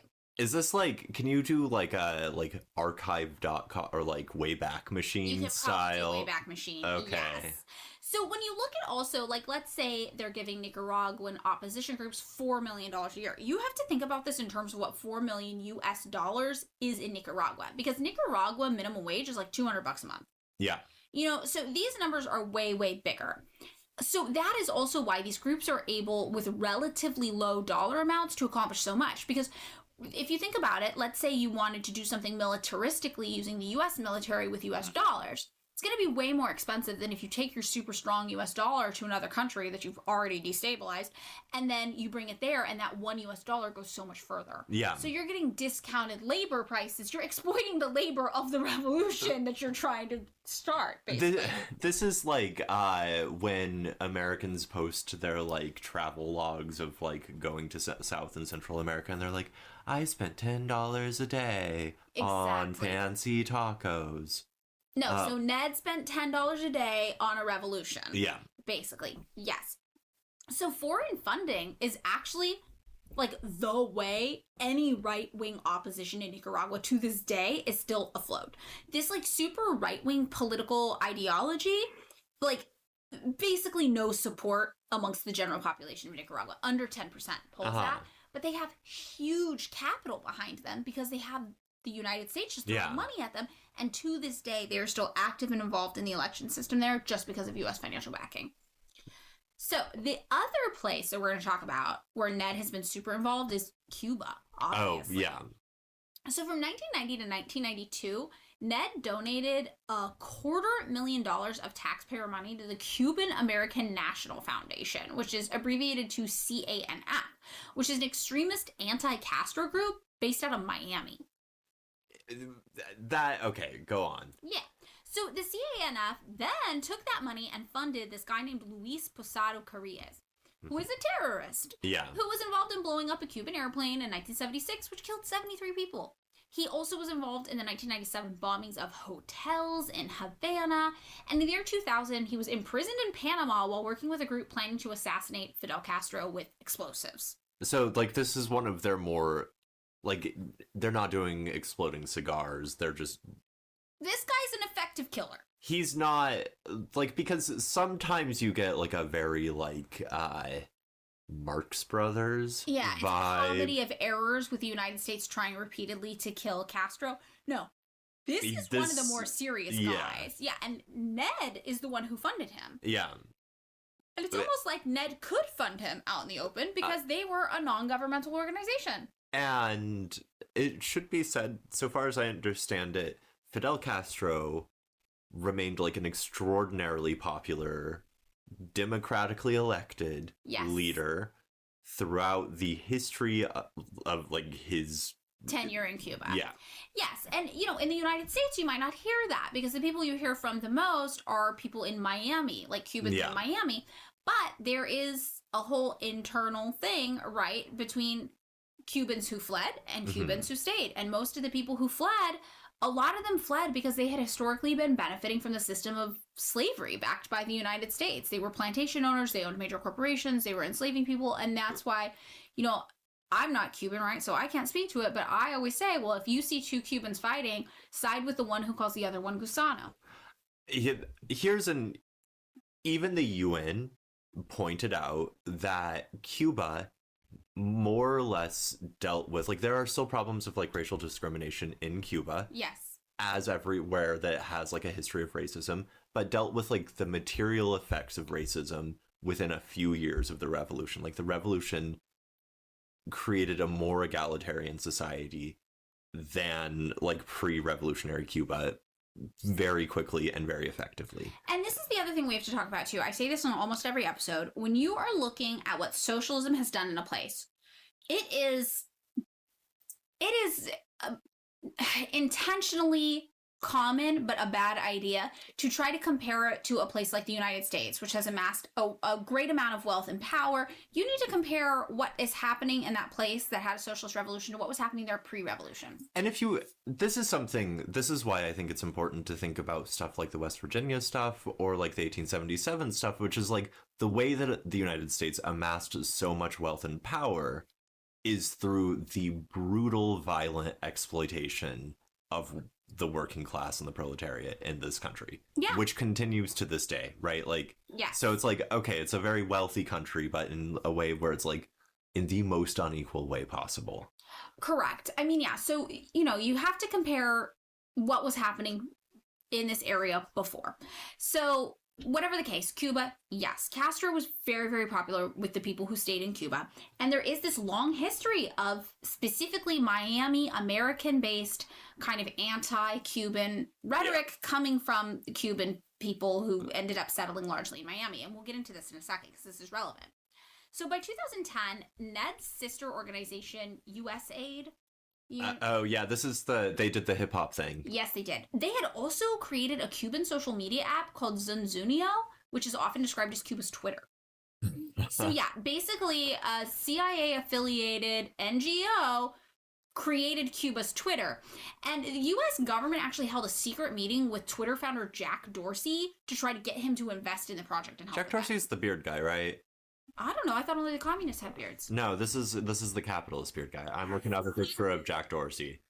Go on. So at its peak, this Cuban Twitter had 40,000 Cuban users, which it doesn't sound like a lot by American standards, but you have to think it's a small island and there's not great internet access because, hey, Cuba has suffered one of the largest global embargoes in global history, right? Uh-huh. So that's a lot of people, actually. And none of these users were aware that the app was secretly designed and marketed to them by the US government. He does have a huge beard. There's a Vanity Fair article called "What is Jack Dorsey's Beard Hiding?" Who let him have this beard? He doesn't have anybody? He's so rich. He's got nobody he pays to be like, the beard's a bad idea? The beard, it's not a good, like, It's not a good beard. Fidel Castro's beard, majestic. Majestic beard, yeah. This is... Good beard. This is, like, Rip Van Winkle would be ashamed of this beard. It's not a good beard. It's like if you drew a wizard wrong. Yeah, this is, you drew a wizard during an earthquake. Yes. Yeah, so this fake Twitter, right, this Cuban Twitter, the goal in creating this was to kind of just like slowly leak regime changing propaganda to everyday Cubans, and also they just like use an algorithm to just like direct them towards astroturfed protests and what they called smart mobs. So this was the goal. They're like, we're gonna make a fake Twitter and we're just gonna slowly leak info about how much socialism sucks. Ugh, bad. And then also, maybe if you were close by this action that's totally organic and sprung up by other just regular Cubans like you that we definitely did not pay for, you could just go stop by. I'm sorry. This is the smart mobs thing. I know. You passed it by a little quickly. Smart mobs, yeah. This is the most, like, addled brain tech bro way of doing, like, counter-revolutionary right-wing bullshit. Yeah. Which is like, no, what if we did, like, a mob, but, like, it's almost, they missed an opportunity to call it the I-mob. Yeah. Like. No, it's an algorithm-based mob with fake sock puppet accounts IRL, and you're like, those are just actors, those are people, those are paid agitators. Yeah, but that's what was going on, in the 2010s, and I feel like around that time we did hear about protests happening. No, I can't remember when Fidel died. It seems like it was around this time, and there was this, like, popular protest to Raul Castro. Like, that became kind of, like, the thing that you heard, maybe a little late, like, 2012, 2013. Yeah. No, this is true, and this is all in this era. So by 2021, Ned was funding and guiding anti-Cuba forces to fabricate and spread disinformation on social networks, like to stoke public sentiments against the government and instigate the people to take part in activities that would, disrupt public order, basically. Like, go protest, go complain about things, go get mad. So in mid-June 2021, anti-Cuba forces were fear-mongering and spreading rumors that the country's health system was overwhelmed by the COVID-19 pandemic to try to cause a public panic. If I understand correctly, Cuba produced its own vaccine. Cuba has a really good They have system. They have a lung cancer vaccine in Cuba. Yeah. They, despite the embargo, have developed an amazing medical system. Their medical system is so good that they send their doctors to other countries to help with medical crises. Am I correct in understanding that Doctors Without Borders gets more Cubans per capita for Cuba, for the population of Cuba than any other country sends out abroad? Yes, but this is the thing, they were spreading misinformation that the Cuban medical system couldn't handle it, which is funny because the Cuban medical system is actually really good. So nonetheless, basically, we have seen these protest movements happening in Cuba, and I feel like I hear about these from time to time. Yeah, if you pay attention to the news, every now and again, it will be popular protests against the Cuban government, and you can always feel it's there's an itchy trigger finger on behalf of the journalists or whatever, where they're it's gonna happen, and then we get to report on regime change in Cuba. But it never actually happens because the vast majority of Cubans are pretty happy with their government. Or if they're like not, it's like they're not happy in the same way that like most people are not. Like we're just I said pretty. like it was like it's like I'm not like totally stoked on my government. There are things I would change, but this is something that's funny too about China. Sometimes people who don't have any experience talking to people from China are like, well, nobody in China is allowed to tell you what they're mad about. And I'm like, I talk to people from China all day long for work, and they will complain about things, and the things they complain about are usually like, well, they've been telling me they were going to build this train station for like 8 months now, and they haven't started building it yet. Do you want to talk about like the extension of the goddamn purple line? I know, exactly. Yeah, here in LA, we've been dealing with it for years. But, you know, like, also where we're from, Fresno, there's supposed to be a high-speed rail that goes from LA to San Francisco. That's never happening. Right. That's never happening. But, you know, so you hear and you're like, people do complain about their government. Everybody has things they don't like about their government. But when you actually hear the things like in China, for example, you're like, these are actually relatively small issues. And there's this myth that nobody's allowed to complain about anything. That's why you don't hear terrible things from Chinese people about their government. And you're like, well, actually, no, they do complain. They're just not the catastrophic things that the American propaganda machine has told you are so bad in these countries. Yeah, and it's like, you know, most Americans have either the same complaints or their complaints are like actually pretty catastrophic, where it's like, oh yeah, like I am like drowning in medical debt. Right, exactly. And in Cuba in particular, the complaints, obviously, Cuba's a very impoverished country as a result of the embargo mostly. But things that were really interesting too is that there was like food protests a couple years ago. But when you look at the food scarcity, Cuba had more food security than the United States going into it, and they literally just dropped to the same level of food security as the United States. It was like a 1 to 4 ranking, and they had been like a 4, which was the most food secure. They dropped to a 3, and they had like massive protests and riots. And you're like, well, the United States has always been a 3. That, I mean, so they're like, oh, we got like worse off, and this happened during the pandemic, I'm assuming? Or yes. Yeah. So it's like, oh, like right around the time the global economy just like hit the floor. Right. And also you'll hear things too, like in other countries like Chile, for example. Like Chile had like widespread, massive protests a few years ago. It's because their income inequality reached the same level as the United States. This is, and we just like we've just been like very pacified as like members of the imperial core. Like the way we relate to these things is different, and we are consuming so much propaganda all the time. Yeah. So whatever the case, we have one of these protest movements that pops up in Cuba. You hear about them from time to time, and this is a kind of recent one. It started on a Sunday in July in the town of San Antonio in 2021. San Antonio de los Baños, unfortunate name. Oh boy. Yeah. And it was led, by hip-hop artists, like musicians. And again, all of the American politicians are just fucking foaming at the mouth, so excited about this. They're like, oh yeah, everybody hates Cuba, it's gonna happen, right?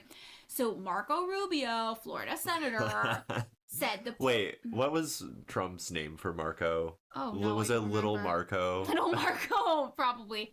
So Marco Rubio says, the protests we are witnessing were started by artists, not politicians. This song, Patria y Vida, powerfully explains how young Cubans feel, and its release was so impactful, you will go to jail if caught playing it in Cuba. And he's got a few things wrong here. First of all, these protests were in fact, yes, funded by politicians. Ones here in the United States. They were funded by NED. So NED documents show that the organization for years infiltrated the Cuban art and music scene in an attempt to turn popular culture against the communist government. And there's this professor named Suiatha Fernandez, who's a sociologist at the University of Sydney and also like an expert in Cuban music culture. And she said for many years, under the banner of regime change, organizations have tried to infiltrate Cuban rap groups and fund covert operations to provoke youth protests. These programs have involved a frightening level of manipulation of Cuban artists, have put Cubans at risk, and threatened a closure of the critical spaces of artistic dialogue many worked hard to build. Can you imagine, like... Listen, you're like a hip hop guy. Yeah. Right. You're rapping. This is the oldest and most out of touch I will ever sound. You're a rapper. Doing rap. Doing the rap. Doing rap. Right. Yeah. And you've got your street cred. Everyone's like, wow, this guy's so authentic and real. Mm-hmm. They're doing the thing. Yeah. And then it comes out that you've been funded by a group called NED. Yeah, embarrassing. Yeah, it's like... And it's still happening to this day. NED still finances anti-government Cuban artists, media outlets, politicians, and public figures. Some Cuban musicians, like just one, will receive around $500,000 US from NED per year. So that's like a lot of money in Cuba. The U.S. Their sugar daddy is very generous. Yes. Meanwhile, Biden's acting assistant secretary for U.S. Department of State's Bureau of Western Hemisphere Affairs, that's a big title, said when this happened too, Cuba's people continue to bravely express yearning for freedom in the face of repression. We call on Cuba's government to refrain from violence, listen to their citizens' demands, respect protester and journalist rights. The Cuban people have waited long enough for libertad. The other thing okay, I'm sorry to just keep getting off on tangents or whatever, but I think about like all of the like very real and very like ground up protests that happen in the United States that like reach massive numbers, be they like the like Free Palestine stuff, be they like the stuff after, and it's sort of like,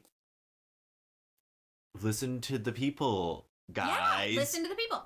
But it's interesting you bring up the people, actually, because these quote-unquote protests funded by the U.S. government, right, they actually never got really big. So Mint Press News described the protests and said, media were at pains to emphasize how large and widespread the anti-government demonstrations were, insisting that the pro-government counter-demonstrations were smaller in number, despite images from the protests suggesting the opposite was true. Reuters reported thousands took to the street in various parts of Havana, including the historic center, drowning out groups of government supporters waving the Cuban flag and chanting for Fidel. However, when you actually look at what was happening, there was something like 100,000 government supporters, like a march. It's like, no, like a few rappers were like, we hate the government, we want to be like the United States, and all of the Cubans were like, fuck you, we fought so hard for this, you shut the hell up, and took to the streets, and we're like, no. So when you look at the actual photos, like, it was one of those things where everybody's like cropping the photos, creatively, trying to make it look like a narrative, and it wasn't happening. And meanwhile, Ned was also churning out fake news that 100 protesters were missing, and they were using like internet robots to spread this information that these Cuban protesters were going missing. But like this wasn't happening either, and frankly, there weren't enough protesters for 100 of them to go missing, even if you wanted to. So this is the kind of stuff happening in Cuba. So, you know, when we here in the United States like learn about protests happening in Cuba, you gotta remember Ned has their hands all over this. These aren't organic uprisings of people with legitimate grievances about their government. You do see that sometimes, especially when you see like communists from other parts of the planet go on these trips to Cuba, and they'll actually post like videos of them being, for example, at like public hearings in the community, and people will be complaining about things they're mad about their government. But it's not hip hop artists who are like, I want to be American. You know, like that's not the nature of Cubans getting mad at their government system. It's just not. I think honestly, we need to personify Ned. We need to start calling it him. He's got his little hands. He's got his little sugar daddy hands all over these rappers. Yeah. Well, and you know, again, it's like, I'm not Cuban, right? I am sure there are people who didn't own slaves or plantations. When the revolution happened, they were like, this isn't for me. Yeah. And I'm sure that many people left because they didn't like it. But you have to remember, the people who stayed were the people who were not inspired to leave. So they are the people for whom the system was fine, at least. If not better. And like they're like children, grandchildren, presumably great-grandchildren. Like it's been what 70 years? Right. And I'm also not Cuban. Surprise. Shocking. Yeah. I'm really surprised by that, actually. I like the thing is like 70 years of successfully resisting U.S. military intelligence and economic manipulation and subversion of your country while maintaining popular support. Pretty impressive. I don't know how you argue with that. It's pretty impressive. I mean, also, again, like sometimes, you know, I'm not Russian, right? So sometimes people will be like, well, what about the USSR? And, you know, the USSR is complicated because different countries were involved. But when you look at Russia during the USSR, I'm like, well, that, you know, we can see that people who lived through the USSR, like 70% of them regret the dissolution of the USSR. They wish we still had the USSR. And sometimes when you say that online, people will be like, well, my family was Russian and they are glad the USSR dissolved. And I'm like, okay, so they're part of the 30%. Yeah. Like, this is not like a one-size-fits-all thing. Like, some people aren't going to like it. That's true. But that's like what why we look at approval ratings across government systems, right? Like, how many people like it? Do most people like it? And that is where you see, yeah, most people are like, no, this is preferable to what it was before and preferable to what the alternative would be if this were to go away. And this is, I mean, one does have the sense when you like listen to everyday Cubans, especially older Cubans, who can remember like the sort of like halcyon days of the revolution. They're like, why the fuck would we go back to? Like, it was horrible. Right. Right. And that's the thing too. People will be like, well, listen to Cubans, but you have to ask, you're like, are we listening to Cubans in Cuba, or are we listening to people of Cuban descent who fled Cuba because the revolution was bad for them and ended up in Florida, and now they're Americans who live in Florida? Yeah, and I don't want to delegitimize anyone's experience. Exactly. I don't know. I'm not Cuban, but that's why I say if you hear two Cubans talking to each other, I'm going to side with the one who calls the other one Gusano for a reason. And that makes it, like, to me, I'm just sort of like, I can't speak to someone's subjective experience.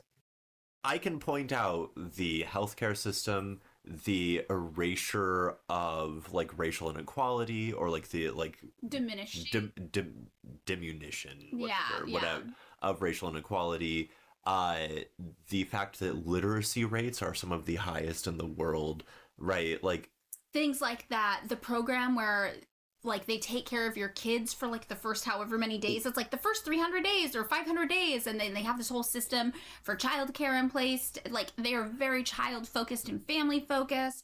And so, yeah, to me, I'm sort of like, listen, I don't know what the subjective experience of Cubans or like, Cuban, exiles, however they like to say, is. Like, I can't speak to that experience. I can speak to these like very concrete things that are like measurable, and I can be like, look, I don't know all the things. I do know these things I think are hella sick. And I know that our government has to pay people $500,000 to say bad things about Cuba. Yeah. And so that's some bullshit. That's something. Yeah, you got to go out there and find somebody and pay him $500,000 to talk shit on their government. I'm like, I talk shit on my government all day for free. You don't have to pay me $500,000 to do that. That's basically your like side career. Yeah, that's my job now. My life is just talking shit on my government. But no, so it's like, and I would do that for free.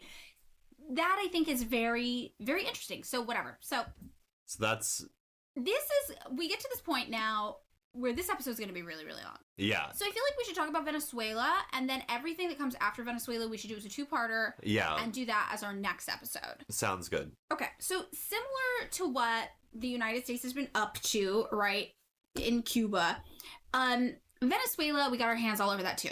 1999 to 2004 was a big period in Venezuela. Like in 2002, there was a failed coup in Venezuela that temporarily ousted Hugo Chavez from power. And some people had called Chavez like the anti-US fighter. I remember that. And I remember there was like the amount of anti-Chavez propaganda in even US media. We received a lot of it. Yeah. But it's because he opposed US imperialism in Venezuela. So as early as 1999, Ned heavily funded members of the opposition, right, to President Hugo Chavez in Venezuela to try to overthrow him, and Ned supported a referendum to try to unseat him. And in 2003 alone, Ned issued grants totaling more than $1 million for 15 separate projects in Venezuela. Mm-hmm. And this is what I think of, and this is the thing, it's like, oh, if all of the left-wing politicians are so bad, why do we have to spend so much money convincing people they're bad?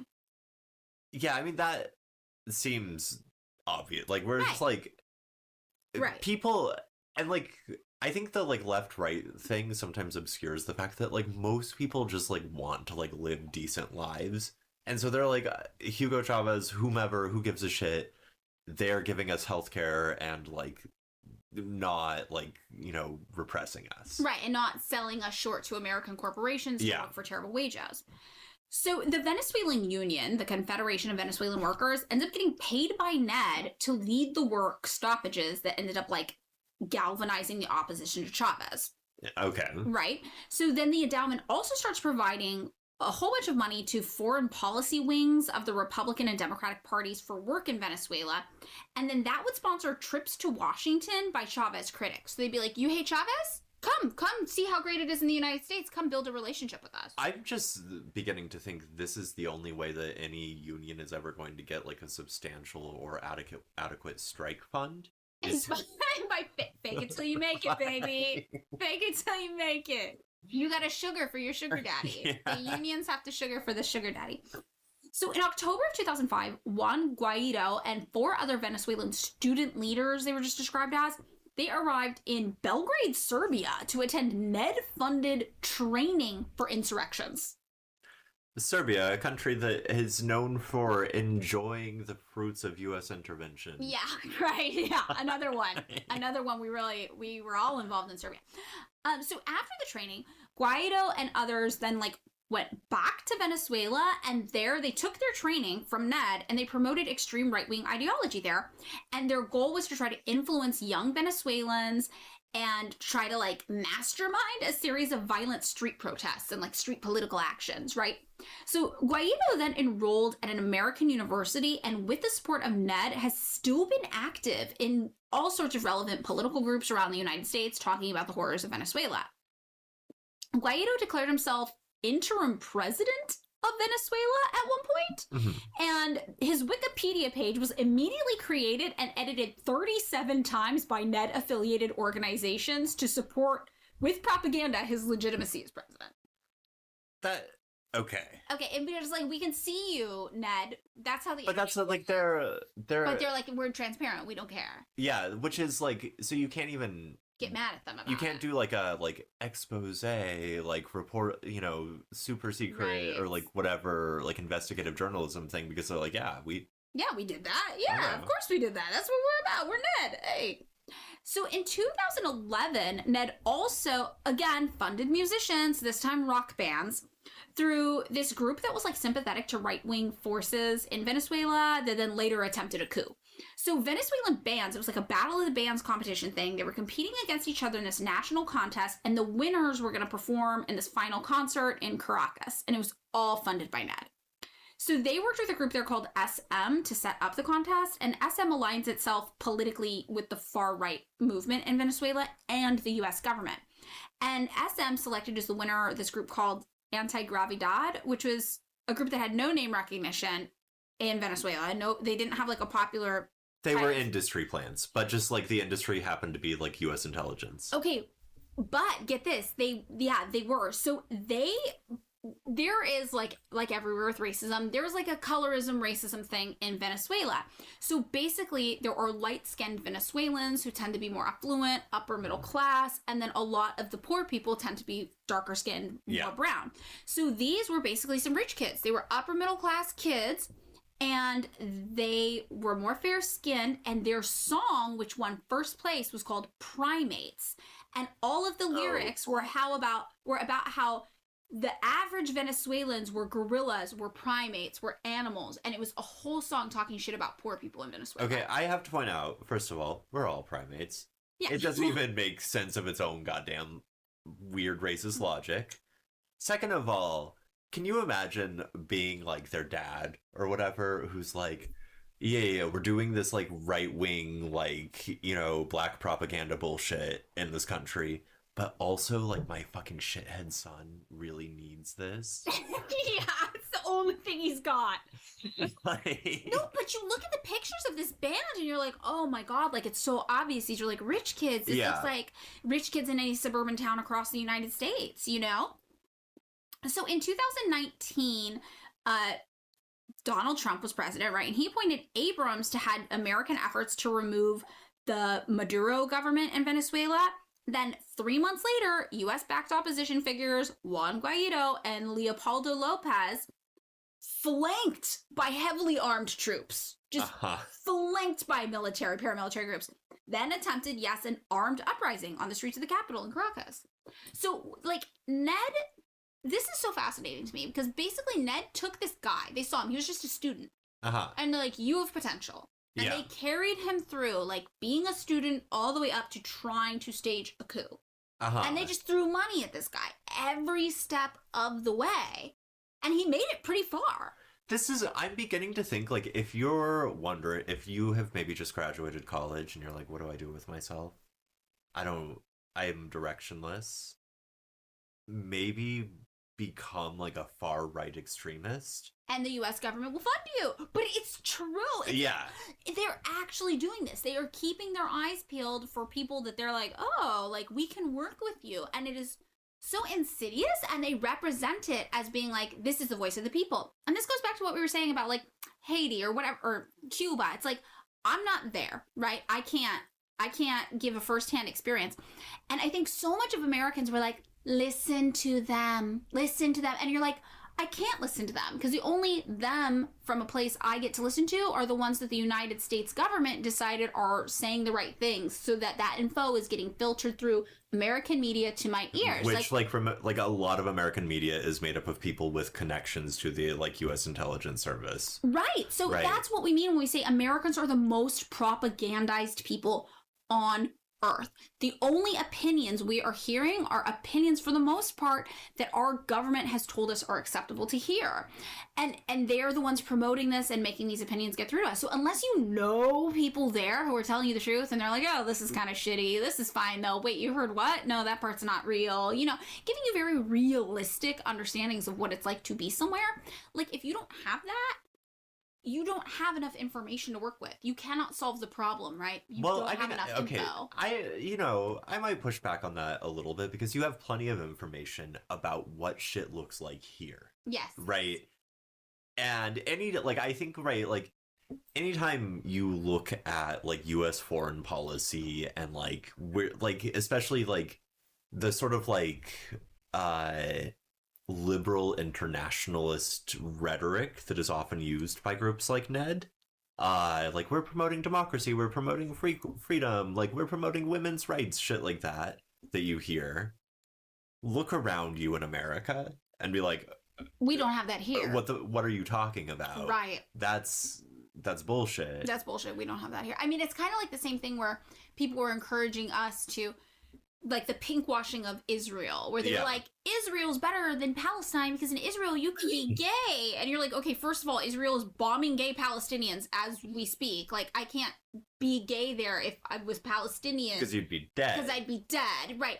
But then, like, also, on top of that, then you look into it and you're like, Israel doesn't even have fucking gay marriage. They don't even have all this shit they're telling you that they have, that they're going to spread, and they're trying to use it to paint, like, oh, the Palestinians aren't as evolved as the Israelis. Yeah, but but this is the same thing. It's like the Americans do this. We're like, we're going to civilize you, rest of the world. You're going to be American. And you're like, we don't even have all that shit. And I will also point out that they're, like, with the Palestinian, this is very off topic, but with the Palestinian thing, there is, like, an extraordinarily long history of, like, Orientalism and, like, treating, you know, Arab folk or, like, you know, people from the, quote, like, I don't know, Near East, however you want to put it in terms of British Empire type terms. Right. Like, as somehow, like, not inheritors of sort of, like, Enlightenment style rationalist liberalism. Right. And so we have to go do that, but, like, to do that we have to do an ethnic cleansing just a little bit first. Right? And I feel like that's always, for me, when I, like, approach stories about, like, popular protests in some country that, like, we know has a history of, like, US intervention. Yeah, every country that's not the US.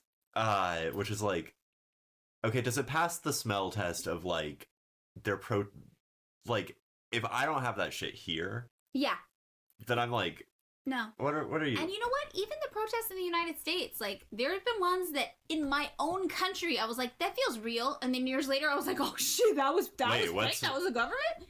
The Tea Party. Oh, I mean, I could not tell when the Tea Party protests were happening that was not just a bunch of weird right-wing. I mean, I feel like I was like, that seems like that would happen, and then it's like, oh my god, that they were all funded by the government. That wasn't real. But they didn't know that. like those guys dressing up like they were, like, going to go do the Battle of Lexington or whatever. Yeah, like, it was a real weird time. So Recession era, Occupy era, Tea Party era. We had a lot happening. Is it my understanding that, like, the youths are experiencing a tremendous amount of nostalgia for the culture of the early 2000s? Some elements, yeah. I think some. There's other things though that the kids aren't into. Like, the kids don't drink as much or do as many drugs or party as much or have as much sex. They're more puritanical in a lot of ways. Well, that's all I want to say is, like, look, if you want to do a micro trend and you're like some Gen Z, Gen Alpha person, put on some knickers and a tri-corner hat. And do the tea party thing. And do the tea party. Do, like, have a party at your house, like, that's like tea party versus Occupy. And because you're not doing drugs or sex, you could be a literal tea party. I mean, it could, yeah. You could be outdoors. You could mask. That's fine. You could make some good masks that go along with this if you wanted. You could have the Occupy fake hippies, which I'm pretty sure we'll find out were also CIA plants somehow. I'm pretty sure. I met so many of those Remember, I was at Evergreen in 2008. Right. I was at art school. We met so many of them. Like, I never met one. Oh my god. I was tripping. Oh, you know what? My art school was more of a trade school, if I'm being perfectly honest. It was less arty. It wasn't that sophisticated. I can remember having a conversation with someone who had just gotten back from Occupy or whatever, and like, I was like, I don't know, that seems dumb. Yeah. Like, even young me, much less cynical, was like... Me too. I mean, you and I went to protest all the time together in high school. So it's like, it's not like we were like, protest, we went to protest, but when Occupy happened, that did not pass either of our smell tests. So I bet we're going to find out that was heavily government funded in some way. I mean, the funding, who fucking knows? But, like, the people seemed very earnest, and I remember being like, what did you do? I remember, like, specifically, because I had to go to this, like, weird, like, colloquium thing that was, like, 500 students would sit there and get lectured about cultural studies. Fucking horrible. Okay. But, like, the girl sitting next to me was like, it was so great, it was so fucking cool. And I was like, what did you actually do? And she was like, we changed everything. And I was like, what? And I kept being like, give me a single specific. And then she hated me for the rest of the... Right. Yeah. Right. But there's one more thing. So we did Venezuela. We're doing the rest next. I think, we're going to do a 2-part episode because there's a lot of info here. So I think next week what we're going to talk about is we're going to talk about the United States role in Haiti, which is major. We're going to talk about the United States role in Ukraine, controversial one. We're going to talk about a little bit Egypt and Bolivia and a little bit Korea. And then we're going to do a big thing about China and Hong Kong. And then we'll just touch on a few other small things. There's some interesting info about Belarus and the UK. Indonesia, which was a failed net attempt that got exposed. And the net was like, maybe this is a bad idea, blah, blah, blah, blah, blah. And that'll kind of be how we wrap it up. I mean, I think that these are the most controversial episodes that we've done, because there are certain opinions I have that I'm like, oh god, I don't want to get into this conversation. You don't want to talk about Ukraine? I don't want to talk about Ukraine. I don't want to talk about my real feelings about China. I don't want to talk about Cuba. Madeline, you talk about your damn real feelings about China all the damn time. Those are toned down. I know. My real feelings about China is that I want China to build a high-speed rail from China to my house. You want renounce U.S. citizenship and become Chinese immediately. I want the U.S. to be overthrown by China is my real feelings about China. These are what we usually call car thoughts. These are just thoughts we talk about in the car, but here I've said them on the podcast. So, this is the wildest episode because you're getting my most honest opinions. I fuck with Cuba. I want to be Chinese. What leftist does not fuck with Cuba? Some of them are out there just like, I don't know. And I'm like... it's like, I don't know is the opinion you have before you go learn. Yes. Like, I don't know. In any case, do you mind if I mention the thing that I kept texting you about all? Oh, that we're going to do the episode... Oh, no, about the brewery stuff. Okay, this will be what we wrap the episode with. So it looks like brewers working with the Teamsters in Fort Worth, Texas, are striking and have been for a little while, and are engaging in a boycott of the Molson Coors brands, which if you look this up, it's like... I think it's like Coors Banquet, your Miller... I'm actually wearing a Miller Lite. Scab. This shirt's from the 70s. Okay, I have to enter my birth date first. They can't just look at you and realize that you're over 21. But like, okay, so the brands we are boycotting: AC Golden, Aguila, Apatinkso. I've never even heard of that one. Arizona Hard? No. So the Topo Chico one, and I think like the Teamsters has like a specific list of things that are brewed in the Fort Worth. Okay. That you can look up, but like, just it's good to know, like. Yeah, we've got the Arnold Palmer Spiked. I'm just gonna read them all out. Is that okay? I mean, that's a lot. That's okay. We'll do fast. Asbal, Azteca, Atwater Brewery, Barman, Bavaria, Holland, Bella Amari, Bergenbier, Beer Aroma, Black Horse, Black Ice, Blue Moon, Blue Run Spirits, Bodega Bay, Beau, Borsodi, Brannock, Brasseur de Montreal, Bergasco, Caffrey's, Carling Cider, Cobra, Colorado Native, Cool, which I've never heard of that. And then all the Coors, yes. Also, what else we got? Cristal, Fine Company Beer, Foster's, that's a big one. These are all things that we're boycotting, beer-wise, right? Hams. Yeah, so... Don't do the hams, guys. Keystone Light, none of that. Mickey's, it's out. None of the Millers. None of the Millers we're doing. None of the Molsons. What else we got? Some like Old English, the... Red's Hard Apple. Yeah. I'm like, what are these? Oh, Soul, yeah. Oh, wow.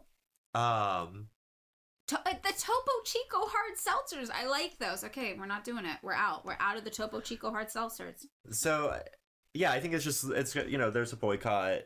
Don't like, and I was telling a friend of mine, I was like, you know, in the early 2000s, I feel like this fit like among a certain kind of guy, specifically guy. If you wanted a cheap beer, you got Pabst. Yep, that's true. I feel like the energy has shifted to a lot of the brands you just read off in terms of a certain kind of guy. I think so too, actually. So this is major.